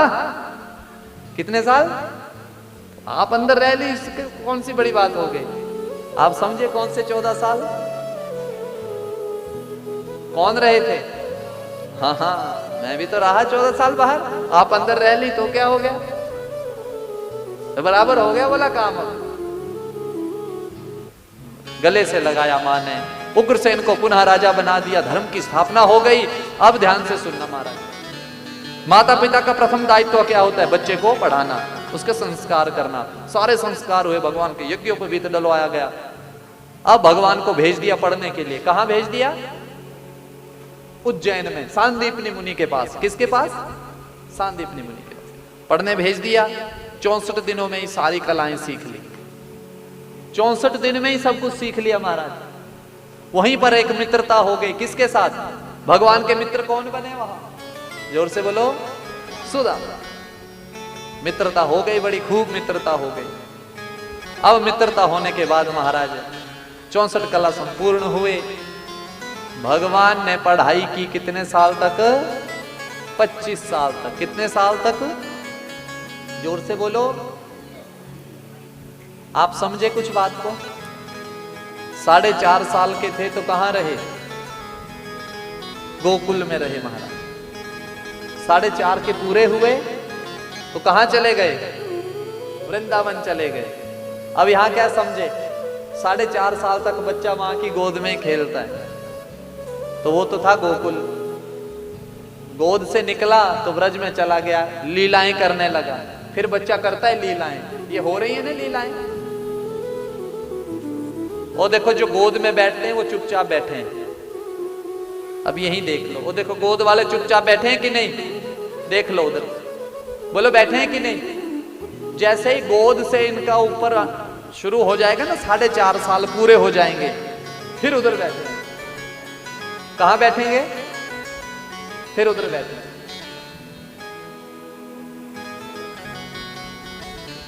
बच्चों को घर में आप जितना मर्जी समझा लो कि गेस्ट आएंगे तो हिलना भी मत। बच्चे वेट करते हैं कि वो आए कब। माताएं जितना मर्जी समझा लें उनको, करनी उन्होंने अपनी। लेकिन जो गेस्ट आए होते हैं वो आपको ये नहीं बोलते कि बड़ा शरारती है, वो ये बोलता है कि साडा दा है तो भी। फिर माता ने थोड़ी तसल्ली जी हो जाती कि चल कोई घर नहीं है। तो ऐसी चिंता ही नहीं करनी है, बच्चे ऐसे ही अच्छे लगते हैं। समय अनुसार आप माताएं ध्यान से सुन लो, सारी माताएं सुन रहे हैं कि नहीं? आवाज आ रही कि बधावा? आप सोचते होंगे कि बच्चे बड़े उदंड हैं हमारी बात नहीं सुनते। नहीं, वो आपको एक एक मिनट फॉलो करते हैं, ये बात सुन लेना। आप जिस कर्म को करते हैं आपके बच्चे उसको देखते हैं, आपके बच्चे उसको देखते हैं। ऐसे मत समझना कि उन्होंने नहीं देखा, सब कुछ देखते हैं वो, और उन्हें सब कुछ पता भी है। इसीलिए आप माताएं उनके सामने क्या किया करो? अच्छा ही काम किया करो। माथा कैसे टेकते हैं ये बच्चों को मत सिखाओ, पहले खुद माथा टेको। पहले खुद माथा टेको कि ऐसे माथा टेका जाता है। बच्चे भी देखेंगे कि मेरी माता ने भी टेका था, मैं भी आपकी पीठ के पीछे। याद रखना, आंड गुआंड वाले कहते होंगे कि आपका बच्चा बड़ा सेंसिटिव है, लेकिन मां बड़ी हैरान होती है कि इन्हों कितना लग गया पता। ये सेंसिटिविटी ऐसी तो दिखी नहीं कदे। ऐसा है कि नहीं है? और गांव वाले बोलते हैं कि ਤੁਹਾਡਾ बच्चा बड़ा बढ़िया। उसी सोचते हैं कि वो कितना है। अब जैसे विराट है, ये घर पे कभी नहीं पढ़ेगा, लेकिन नंबर फुल लेके आता है, ये मुझे पता लगा है। कहने का भाव क्या हुआ कि ये समय अनुसार अपना कार्य कर लेते हैं, इनको सब पता है। इसलिए आप सबसे मेरी प्रार्थना है, अपने बच्चों के सामने अच्छा काम करने की कोशिश। आरती बच्चों से मत घुमाओ, खुद घुमाओ उनके सामने। बच्चे देखेंगे कि ऐसे घुमाते हैं। आप सोचेंगे कि आप अपने बच्चे की लत 1 मिनट में छुड़वा देंगे बुरी चीज की। नहीं, उसको कम से कम आपको 3 महीने देने पड़ेंगे। कितने? और वो 3 महीने आपको स्वयं चीज करनी पड़ेगी घर पे। अगर बच्चों को सुबह जल्दी उठाना है तो पहले खुद उठना पड़ेगा हमें। और खुद उठने के बाद क्या करो? अपने घर में ना भगवान के भजन लगा दो, थोड़े थोड़े हल्की हल्की सी आवाज में, और घर में घंटी पकड़ लो, ऐसे बजाने लग पड़ो। 1 दिन 2 दिन 3 दिन, फिर बच्चों को आदत पड़ जाएगी। जिस दिन घंटी नहीं बजेगी, या तो खुद बजाएंगे जाकर, या आपको पूछेंगे कि आज बजी क्यों नहीं। ये काम करना है हमने, और कुछ नहीं करना है। बाकी वो सब कुछ कर। पबजी सिखाई तुसी? सिखाई? सीख गए ना? बोलो,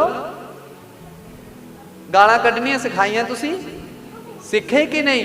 किने सिखाइया? समाज अपना काम पूरा कर रहा है, आप अपना काम पूरा करो। आप संस्कार दो, समाज देखो, समाज बड़ा कुछ सिखा देगा। समाज बहुत कुछ सिखा देगा। बोलो राधे राधे। 4.5 वर्ष के थे, गोकुल से निकल गए, ब्रज में चले गए। 11 साल के हुए तो ब्रज भी छोड़ दिया। 14 साल के हुए तो दुष्टों को मार दिया। 25 साल के हुए तो पढ़ाई डिग्री सब हासिल। 25 साल के बाद क्या करना होता है? क्या करना होता है जी? विवाह। फिर विवाह की टेंशन, ये टेंशनें खत्म होती नहीं माता पिता की, हैं? अब विवाह करना है, अब ये करना है, चिंताएं खत्म नहीं होती। लेकिन हर चीज समय पर होगी, मैं और आप उसमें कुछ नहीं कर सकते। जब भगवान 25 साल के हुए तो उन्होंने मथुरा भी छोड़ दी। अस्ति और प्राप्ति दो धर्म पत्नियां हैं, किसकी? कंस की। जरासंध उनके पिताजी हैं, पिताजी के पास गए, उस कृष्ण ने मार दिया, जरासंध जी ने युद्ध कर दिया, आक्रमण किया तो भगवान ने उनकी सेना को मार दिया, उसको छोड़ दिया, दूसरी बार फिर किया, ऐसे करते करते 17 बार, कितनी बार? 17 बार आक्रमण किया। बलराम कहते हैं खत्म कर बोला कृष्ण इसको, बोला नहीं नहीं खत्म क्यों करें, ये दुष्टों को फिर ले आएगा, हम फिर मार देंगे, इसके आदमी खत्म कर दो, इसके हथियार खत्म कर दो, ये वैसे ही मर जाएगा। तो महाराज ऐसा ही हुआ। 18वीं बार जरासंध ने ब्राह्मणों को बुलाया, बोला मेरे लिए यज्ञ करो, इस बार मैं जीतना चाहिए, अगर मैं मरा या हारा तो आकर के सबसे पहले आपको मारूंगा। तो भगवान ने ब्राह्मणों को बचाने के लिए 18वीं बार व्यवस्था क्या कर दी?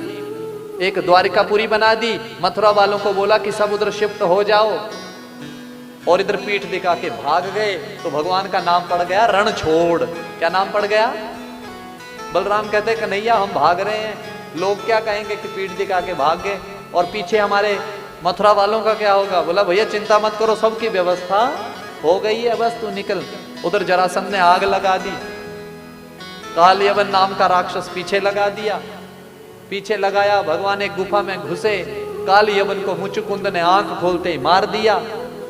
लीलाएं बड़ी सुंदर हुई, भगवान द्वारिका चले गए। द्वारिका में गए तो पहला विवाह किसके साथ हुआ? किसके साथ? रुक्मिणी मैया के साथ। आओ अब विवाह की ओर बढ़े, बढ़े कि रहने दें? बढ़े अब, है ना? हुण ब्याह करिए हुण। हाँ 6 बज गए। आओ पंडित जी भी, ठाकुर जी और राधा रानी जी को आगे ले आओ, उन दोनों को रुक्मिणी जी बनाएंगे, लड्डू गोपाल जी आगे रख दो, ये उठा दो आगे से, आप ये साइड में कर दो, डब्बा यहाँ रख दो, डब्बा यहाँ रख दो, और ये उधर रख दो। पंडित जी को पूजन भी करेंगे फिर बाद में। आओ पहले विवाह के बारे में सुन लो थोड़ा सा। बोले कृष्ण कन्हैया लाल की जय। आओ महाराज।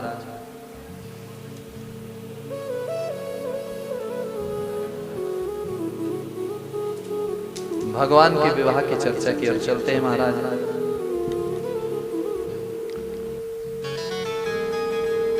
अब सबसे पहले तो ये सुनो कि विवाह के बारे में सुनो। अब हाँ यहीं पे रख दो।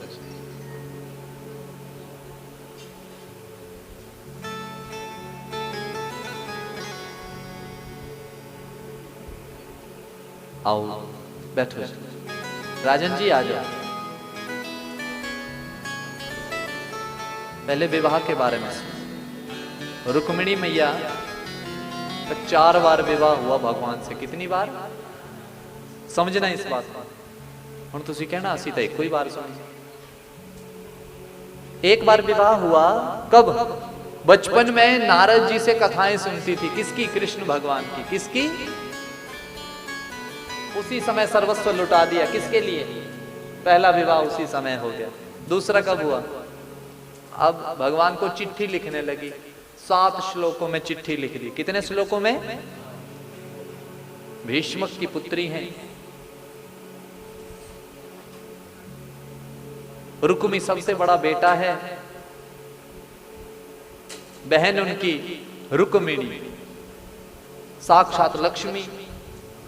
दूसरा विवाह जब पत्र लिखा उसी समय सर्वस्व लुटा दिया। तीसरा विवाह जब भगवान हाथ पकड़ के ले गए रथ में बिठा के।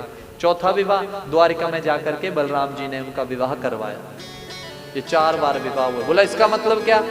बोला एक बाल्यावस्था में हुआ। बाल्यावस्था में किसके हो जाओ? भगवान के।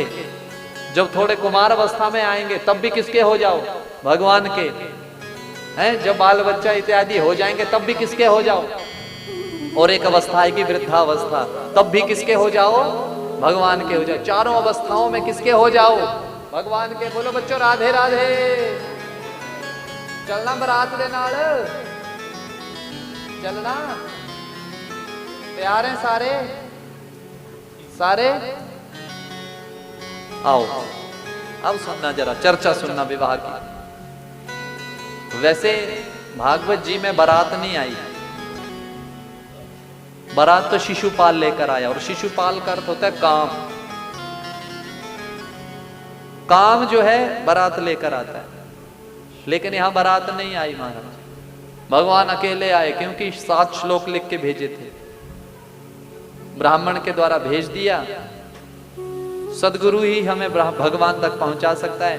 इसलिए 7 श्लोकों में जो लिखा था, 6 में तो लिखा था भगवान के बारे में और 7वें में लिखा था कि देखो महाराज, हमारे यहाँ विवाह से पहले कुल देवी के यहाँ माथा टेकने जाते हैं, माँ पार्वती के दर्शन करने जाऊंगी, बस वही समय होगा। उस समय यदि आकर के ले जाएंगे तो ठीक है, नहीं तो और मैं दूसरी जगह कहीं विवाह नहीं करूंगा। भगवान ने जैसे पत्र देखा तो तुरंत आ गए, तुरंत आ गए। बोला क्यों नहीं मारा? हम तैयार हैं। हम हाँ जी क्या जी?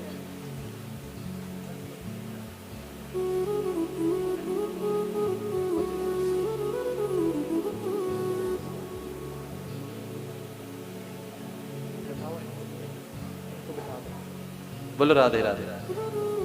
आओ। बोले कृष्ण कन्हैया लाल की जय। ऐसा ही हुआ महाराज। भगवान ने जब वो पत्र पढ़ा, रथ उठाया और अकेले ही लेने चले गए। और वहां से रुक्मिणी मैया को उनका हाथ पकड़ा और रथ में बिठाया और ले गए। जब ले गए तो रुक्मी पीछे से सेना लेके आ गया। उधर से हमारे बलराम जी भी सेना लेके आ गए। बीच में आकर के दोनों सेनाओं में युद्ध हुआ। जब युद्ध हुआ तो रुक्मी की सेना हार गई। अब जाकर के महाराज द्वारिका जाकर के उनका विवाह हुआ। तो भगवान का प्रथम विवाह जो हुआ किसके साथ हुआ? रुक्मिणी मैया के साथ। किसके साथ? अब विवाह के बारे में सुनो।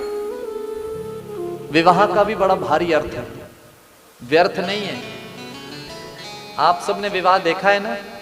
देखा है सबने? यजमान परिवार आ जाओ जी, विवाह की चर्चा होने लगी। आओ राजन जी, आओ जरा, 5 मिनट बैठना पड़ेगा। आओ। हाँ आ जाओ दोनों। कोई नहीं, हो जाएगी तैयारी, ये हो जाएगी। आपके घर में विवाह हो रहा है ठाकुर जी का, है ना? ठाकुर जी का।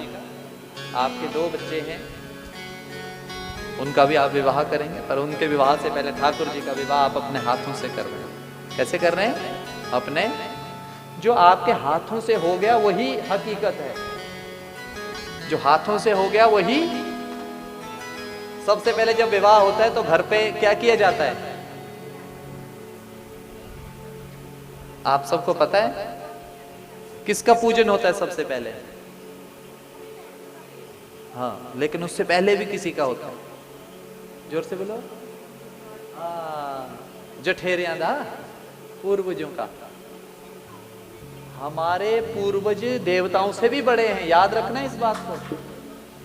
हमारे पूर्वज देवताओं से भी पहले वो, उसके बाद देवता। पितृ जिनको हम बोलते हैं, क्या बोलते हैं? सुनना अब ध्यान से। तो घर में एक हवन किया जाता है जिसको सेंत भी कहते हैं। क्या कहते हैं? सेंत कब होती है? तारों की छांव में। कब होती है? पर आजकल सब बदल गया। सेंत अपनी मर्जी से रखते हैं, अपनी मर्जी से रखते हैं। क्यों? क्योंकि समय ऐसा होता है, बच्चों को तैयार भी होना है, सबको तैयार भी होना है। लेकिन चलो इतना शुक्र है कि होती तो है। सेंत मतलब शांति हवन। कौन कर डालते हैं हवन साथ में बैठ के? मामा जी। मामा जी क्यों डालते हैं? क्योंकि मामा जी ने बच्ची अपनी बहन के विवाह के समय में फुल्लियां डाली होती हैं। क्या डाली होती हैं? अब इसका मतलब समझो। आपके मन में आया नहीं कि फुल्लियां क्यों डालते हैं, हवन सामग्री डाल लो? आया आपके मन में कभी ऐसा? ऐसी शंका हुई होगी कि नहीं कि ब्याह ही उधर पैलेस ची व्यस्त रहते। अब सुनना ध्यान से, फुल्लियां चावल की बनी है। किसकी? चावल वृद्धि का कारक होते हैं। अच्छा मेरे को ये बताओ, धान कैसे लगता है? पानी में। आप क्या करते हैं? धान उठाते हैं और ऐसे फेंक देते हैं, ऐसे पानी में ऐसे लगते हैं। पहले क्या करना पड़ता है? हाँ, उसकी पनीरी लगती है। पनीरी लगती है धान की, पहले पनीरी लगेगी, फिर उसको उखाड़ा जाता है, फिर अकेला अकेला करके वो भी जल के बीच में डुबाया जाता है और उस धान को कई महीनों तक जल के भीतर, मतलब समझना आप, उस लड़की का जन्म कहां हुआ? किसी घर में, और वहां से ब्याह करके वो किसी दूसरे घर में चली गई और जाते ही उसको हर चीज नहीं मिली। अर्थात उसे भी जैसे उस धान को पानी में खड़ा रहना पड़ा, वैसे उस नव नवेली दुल्हन को भी वहां पर वैसे ही कष्ट झेलना पड़ा। जो लड़की अपने घर में 8 बजे उठती थी, उसको कितने बजे उठना पड़ा? उठना पड़ा। नहीं थी आदत, लेकिन आदत, रोटी नहीं बनाई थी घर पे, पर यहां पर रोटी बनानी पड़ी। ये समझना आप। लेकिन जब सब कुछ अच्छा हो जाता है तो कुछ महीनों के बाद उस धान में चावल लगना, एक ही पेड़ पर इतने सारे, मतलब कुल की वृद्धि हो गई। तो ये वृद्धि का कारक होते हैं। वो भाई अपनी बहन के हाथ में फुल्लियां देते हैं और फुल्लियां देकर बोलते हैं कि बहन तेरे घर में कुल की वृद्धि हो तेरे, और जब तेरे कुल की वृद्धि होगी तो हम तेरे घर में आकर के नान की छक कहते तुसी, इदा ही है ना। तो उस समय मामा यदि अपने भांजे के लिए कुछ भी दान करे तो वो अनंत गुणा फलदायी होता है, उसे बाकी दान करने की आवश्यकता नहीं है। इसलिए वो शांति हवन डालते हैं उस समय। लड़की का विवाह होता है तो चूड़ा लेकर जाते हैं, ऐसा है कि नहीं है? है ना, कुछ न कुछ सोने की चीज देते हैं। तो ये सबसे उत्तम कार्य होता है। अब ध्यान देना जरा, शांति हवन हो गया। सबसे पहले तो बनते हैं समधि। क्या बनते हैं? समधि का मतलब सम बराबर, धी माने बुद्धि, जिनकी बुद्धि एक जैसी हो गई। बुद्धि कैसी हो गई? एक जैसी, वो हो गए समधि। तभी जाकर के जब हम इकट्ठे होते हैं तो मिलनी करते हैं। क्या करते हैं? सारा परिवार मिलनी करता है। आजकल तो लिख के भी देते हैं भाई इतनी मिलनियां होंगी। ऐसे मत सोचना कि उत्थे कंबली मिल गए सानू, ये कंबली मत समझना आप। इसका अर्थ है, अर्थ क्या है? मिलनी से पहले कपड़ा बिछाया जाता है नीचे। क्या बिछाया जाता है? कपड़ा एक ही कलर का होता है। उसका मतलब ये हुआ कि उस कपड़े पर जो भी आया वो एक ही रंग का हो गया। अब वहां ना कोई अमीर ना कोई, ये नहीं भाई लड़की वाले अमीर हैं तो लड़की वाले गरीब हैं या कोई इनमें से, ऐसा कुछ नहीं। एक समान हो गए। कैसे हो गए? एक समान। उसके बाद क्या हुआ? उसके बाद क्या होता है बताओ मेरे को? मिलनी के बाद क्या होता है बताओ? मिलनी के बाद मिलनी हो गई, फिर दूल्हा जब अंदर जाएगा तो कौन सी कटाई? नहीं, कौन सी कटाई भी होती है एक। हाँ, वो तो भूल गए तुसी। आजकल नवी कटाई चली है, रिबन कटाई। शास्त्रों में, हमारे शास्त्रों में अपशगुन नहीं किया जाता है। विवाह से पहले दूल्हा जो होता है वो विष्णु स्वरूप होता है, उसको रोकना मतलब सबसे बड़ा पाप। शिव विवाह सुनो, भगवान भोले की बारात आई तो मां ने आरती करके उनका स्वागत किया। दूल्हे की आरती की जाती है। क्या की जाती है? अब ट्रेंड बदल रहा है, रिबन नहीं काटते। कहने का भाव, रिबन काट दिया तो विवाह से पहले ही हमने अपशगुन कर दिया। तो फिर जिस विवाह में पहले कैंची चली होगी तो घर में फिर तलवारें ही चलती हैं। हाँ, ऐसे ही होता है। हाँ, आजकल चलती है। चलानी पैनी, नहीं चलाते तो फिर कहते इत्थे मजा ही नहीं आया, है ना। वो चलानियां ही पैंदियां। सालियां ने एक ने नहीं रहना उत्थे, असी नहीं रहना, है ना। ये सिस्टम है आजकल। बनाया किसने बनाया? हमने बनाया, शास्त्र में नहीं। ये हमारा रिवाज नहीं है। बेंगल सेरेमनी हमारी नहीं है, ये मुस्लिम पद्धति है। आजकल जो है ना एक सेरेमनी, कौन सेरेमनी? वो मुस्लिम पद्धति है, याद रखना उसको, हमारी पद्धति नहीं है। ये हल्दी हुल्दी ये हमारी पद्धति है, लेकिन हल्दी कौन सी? खुद पीसी हुई घर में, आजकल दुकानों में मिलती है। और लगती कैसे है फिर? मुंह भी भर देना, उसको थोड़ी बोलते हैं। आजकल तो आपने कई नज़ारे देखे सोशल मीडिया पर, ऐसा नहीं है। उस समय वो विष्णु और लक्ष्मी होते हैं, उनको थोड़ा भाव से करना पड़ता है। अच्छा, उससे आगे क्या हुआ? वरमाला हुई। क्या माला हुई? ये हमने ट्रेंड बनाया। वरमाला हो गई मतलब विवाह हो गया, वरमाला हो गई मतलब उसके बाद कौन सा दान है? उसके बाद कन्यादान नहीं माना जाएगा महाराज। पता क्यों? क्योंकि पहले ही विवाह कर दिया हमने, विवाह करने के बाद दोबारा कर रहे हैं हम, वो भी। पर आज का ट्रेंड है, करना पड़ेगा। ये बात हमें समझनी पड़ेगी, ठीक है। सुखी होने के लिए तो हम सब कुछ चाहते हैं, लेकिन हम करते ही नहीं उनके लिए कुछ। फिर एक लग्न बताया गया होता है, इस लग्न में बैठना है, उस लग्न तक तो कैमरे वाले नहीं छोड़ते। ये भी एक जरूरी है, फोटो जरूरी है भाई। शादी के बाद लगेगी कहाँ फोटो? वहां लगानी है तो होनी तो चाहिए, है ना, अच्छी होनी चाहिए। पहले पत्नी फोटो खिंचवाएगी, फिर बोलेगी पाजी दसियो जरा, फिर पाजी दौड़ते हुए वहां जाएंगे, फिर जूम करके दसियो, फिर वो जूम होगी, नहीं नहीं नहीं नहीं नहीं, दोबारा, फिर दोबारा, फिर दोबारा होगा। ये सिस्टम चलेगा 3 बजे तक। लगन चला गया होगा। मेरे वर्गे जो ब्याह कराने जाते, एक बार शादी कराने गया राजन जी, के लै गया 100 ग्राम। सब तो बड़ी शिक्षा मैनू मिली उस दिन। राजन जी लगन 12:30 बजे का, किन्ने बजे का? गोल्डन हैरिटेज च ब्याह। मेरे नाल कोई पंडित जी नहीं, उन्होंने कहा तुसी ही कराना, मुंडे वाल भी तुसी, कुड़ी वाल भी। यजमान पक्के मेरी सुनते सी, पर उस दिन मेरी किसी ने नहीं सुनी। राजन जी ब्याह तो बड़ा अच्छा सी, 2-3 बारी तो मैं रोटी खा ली, स्वाद बड़ी सी, पर वो नहीं आए। मैं भी खुशी खुशी च 12 बजे किते जोत बाल बैठा। मैं कहा 12:30 आ तो जाना।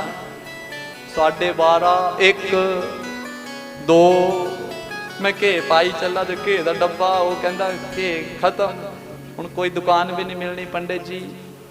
मैं कहा की करिए? मैं कहा लभ हलवाई नूं। कहता लभदा आ। कहता पंडित हलवाई तो मिलिया, कहता रिफाइंड ही है हुण। मैं कहा काका कोली च रिफाइंड ही लिया, नहीं तो बेइज्जती बड़ी होनी। 3:15 बजे आए, आके उनका एक ही सवाल था, जेड़ा मैं पहला ही उन्होंने दस चुकिया सी। मैं क्या आते वो एक ही चीज पूछेंगे, पंडित देर कितनी लगनी? मैं क्या तू ऐसा करना, रिफाइंड डालना मत। अगर उन्होंने ऐसे बोला फिर मैं 5 मिनट ही लाने। मैं क्या फिर एक के भी नहीं मुकना। मैं क्या यही बहुत है। आके हमारा सवाल ही वही था, पंडित जी कितनी देर लगेगी? मैं क्या जी कितनी देर लगानी है आप बताओ, इधर तो तैयारी है। लास्ट क्या होता है आपके पास? मैं क्या एंड तो स्वाहा ही है जी साडा, तुझी दसो। बस वो फेरे करवा दो। बोला क्या करवा दो? फेरे करवा दो। मैं कहा कितने होते हैं फेरे? बोला बस वो 7 फेरे करवा दो। तो फेरे कितने होते हैं? 4। कितने? मैं कहा काका आज सुन ले, 4 नहीं 7 नहीं होंगे, 4 होंगे। लावां किन्नियां होंदियां? धर्म, अर्थ, काम और मोक्ष। धर्म की स्थापना औरत करती है, इसलिए पहली बार में लड़की आगे होती है। अर्थ घर की लक्ष्मी लड़की है, इसलिए दूसरी बार में भी लड़की आगे। काम कुल की वृद्धि कन्या करती है, औरत करती है, इसलिए तीसरी बार में भी वो आगे है। चौथी बार क्यों? लड़का आगे होगा। चौथी बार तुसी सी आगे क्यों सी? क्योंकि पति ही उसके लिए परमेश्वर है। आपके लिए आपके पति ही परमेश्वर हैं। ये जिस मंत्र को जपते हैं आपको भी वही मंत्र जपना है। ये नहीं तो गुरु अलग थे ना दे, नहीं। जो आपके पति मानते हैं वही आपको, यही आपका धर्म है, यही पतिव्रता स्त्री का धर्म है। इनके लिए यही परमेश्वर है। इनके पति हैं तो सब कुछ है। ये आप सब ने याद रखना है। लेकिन 3 बार में अगर ये आगे हैं तो इनके पास कमांड कुछ ज्यादा है। वो इसलिए ज्यादा है कि घर का रहन सहन हर चीज चलाने वाली वही है, इसीलिए वो चौथी बार में इनको आगे करती है, क्योंकि मोक्ष इनको यही दे सकते हैं और कहीं से नहीं मिलेगा। बोलो राधे राधे। तो ये था विवाह। आजकल है ऐसा विवाह? नहीं है। आजकल अपनी मनमर्जी है, जैसे मर्जी करो। लेकिन अगर आप अपने बच्चों के विवाह के लिए इतना कुछ कर रहे हैं, अच्छा विवाह में महाराज सबसे ज्यादा खर्च पता किसका लगता है? पंडित जी का। कहते असी लुटे तो एक ने लुटे, वो सीगा पंडित जी, इन्हें 11,000 रुपया ले लिया। बोलो जिसने 7 जन्मों तक ठीक ठाक आपको रखवाना, क्या उसने लूट लिया है महाराज? अब मैंने एक ही तरीका रखा है। पहले तो पूछता हूं मैं कि विवाह कहां होगा? भाई हाँ ठीक है भाई, कौन सी जगह विवाह होगा? जी गोल्डन हेरिटेज, जिसका 2.5 लाख रुपए तो किराया ही है। मैं कहता हूं जितना आपका विवाह का खर्चा है उसका 10% मुझे दे देना। मंजूर है तो ठीक है, नहीं है तो रहने दो, फिर किसी होर नु साथ। ठीक है जी। मैं क्या आप हमारे लिए इतना देने के लिए भी, जब हम गौ दान कराते हैं, मैं क्या यदि हम सच्ची में गौ मंगा लें फिर तो गौ कितने की आएगी? आप बोलो मेरे को, बताओ। 50-60 हजार दी आनी है। असी तो नहीं मंगाई, असी तो सिर्फ संकल्प मात्र करके उस पे 500 रखो 100 रखो ले लेते हैं। मतलब वो पाप हम आपका उठाने के लिए सक्षम हो गए हैं। लेकिन हम कहते हैं वो यजमान परिवार तो तैयार होता है, लेकिन 2-4 जने जने नाल आए होंगे ना पंडित जी, उनकी ट्यूनिंग मुझे बड़ी बुरी लगती है। पर चलो मेरे यजमान बड़े अच्छे हैं, मुझे नहीं मिले ऐसे, शुरू में मिले, पर हुण असी सैट कर लेदा उन्होंने। हुण ऐसे सैट करते हैं, वो तो चेक भी दे देंगे कट के कि आपे ही भरे हो। हुण क्यों भाई, हम क्यों, हम क्या करवा रहे हैं? देख तो लो, हैं जन्म जन्म आपके बच्चों को साथ रखने की यहां पर हम विधि कर रहे हैं, और आप बोल रहे हैं खाने पीने वाले पनीर खा के चले जाएंगे और जाते जाते बोलेंगे पनीर च लूण ही बड़ा घट सी, खाई उन्होंने 4 कड़छियां होनी, पर गड्डी च जाके कहूंगा उत्थे आ नहीं सी, उत्थे आ नहीं सी। हैं पान भी खा लेना एंड च, स्वाद नहीं सी पान, खाने दो एक घर नो भी लेके जाना, पर बुराई किसकी करनी? मजा नहीं आया कुछ। बेचारे ने पता नहीं कैसे कैसे विवाह करवाया, खाने वाले चले गए। तो ये देखो, बुरा मत मानना, हम परिवार बैठे हैं सारे, ये एक बात चली है हमारी। क्या चली है? बात चली। आजकल ये हालात हैं। लेकिन आप अपने बच्चों का जब काम करें, अंबानियों की शादी देखो, हर चीज का एंजॉय किया उन्होंने, लेकिन जब विवाह किया तो कैसे किया? सारी विधि के साथ किया, और लग्न में किया, 1 मिनट ऊपर नीचे नहीं हुए। आपने भी करना है, आप अपने बच्चे पर धन खर्च करो, लेकिन ऐसा करो दुनिया बोले किया किसी ने कुछ। ब्राह्मणों को दो, ब्राह्मणों को दिया काम आएगा। मैं पहले बोलता हूं दान तो सुपात्र को ही होगा। दान किसको होगा? सुपात्र को। आप बोलेंगे कि दान पंडित जी को क्यों देना, ये तो अच्छे धोतियां डाली हैं, सब कुछ तो है, इसको क्यों देना? इसको ही देना पड़ेगा, दान मुझे ही देना पड़ेगा। मुझे नहीं, सुपात्र को ही, सुपात्र ब्राह्मण को ही दान करना पड़ेगा। भोजन करवाना आपकी दया है, सेवा करनी आपका धर्म है। सेवा करो, खुल के करो, किसी मंदिर में जाकर के दान दे आओ, लेकिन दान अपने कार्य को सिद्ध करने के लिए देना है तो ब्राह्मण को ही देना पड़ेगा। इसीलिए बोलते हैं कन्यादान। कौन सा दान? कन्यादान किसको किया जाता है? दान बोलो, आप अपनी कन्या को ऐसे ही दे देते हैं किसी को? उसके लिए भी सुपात्र ढूंढते हैं। तो दान हमेशा सुपात्र को ही दिया जाता है। ये बात आज सारे सुन लो। बाकी आप अपना धर्म करो, आप किसी को भोजन करवाओ, किसी की रक्षा करो, वो हमारा धर्म है, हमारी दया है, वो हमारा स्वभाव होना चाहिए। लेकिन दान आपने जब भी करना है किसी सुपात्र को करो, वो दान आपका व्यर्थ नहीं जाना चाहिए। ये ना हो कि आपके द्वारा दिया हुआ धन जिसने दान लिया है वो किसी गलत कार्य में यूज कर रहा है, तो वो तो आप फिर नरक में जाने के भागी भी हो सकते हैं। लेकिन यदि आपको पता है कि जिसको दान दिया है वो कहां इसको लगाए। बोलो राधे राधे।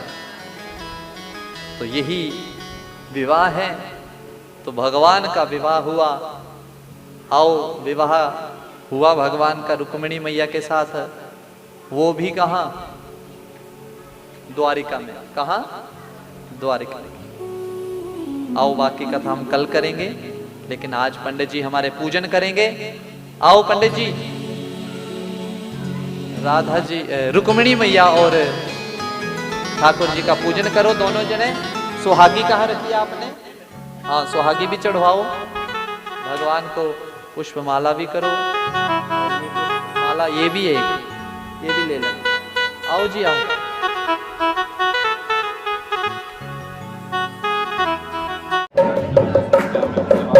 आओ मेरी सखी मुझे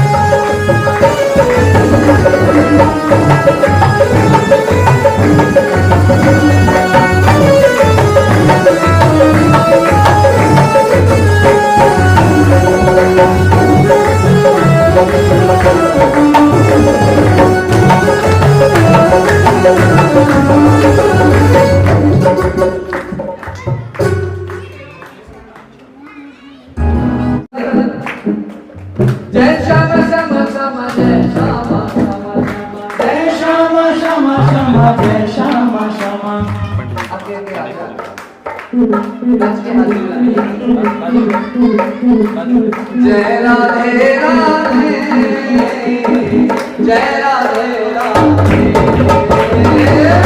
राधे राधे, जय राधे राधे,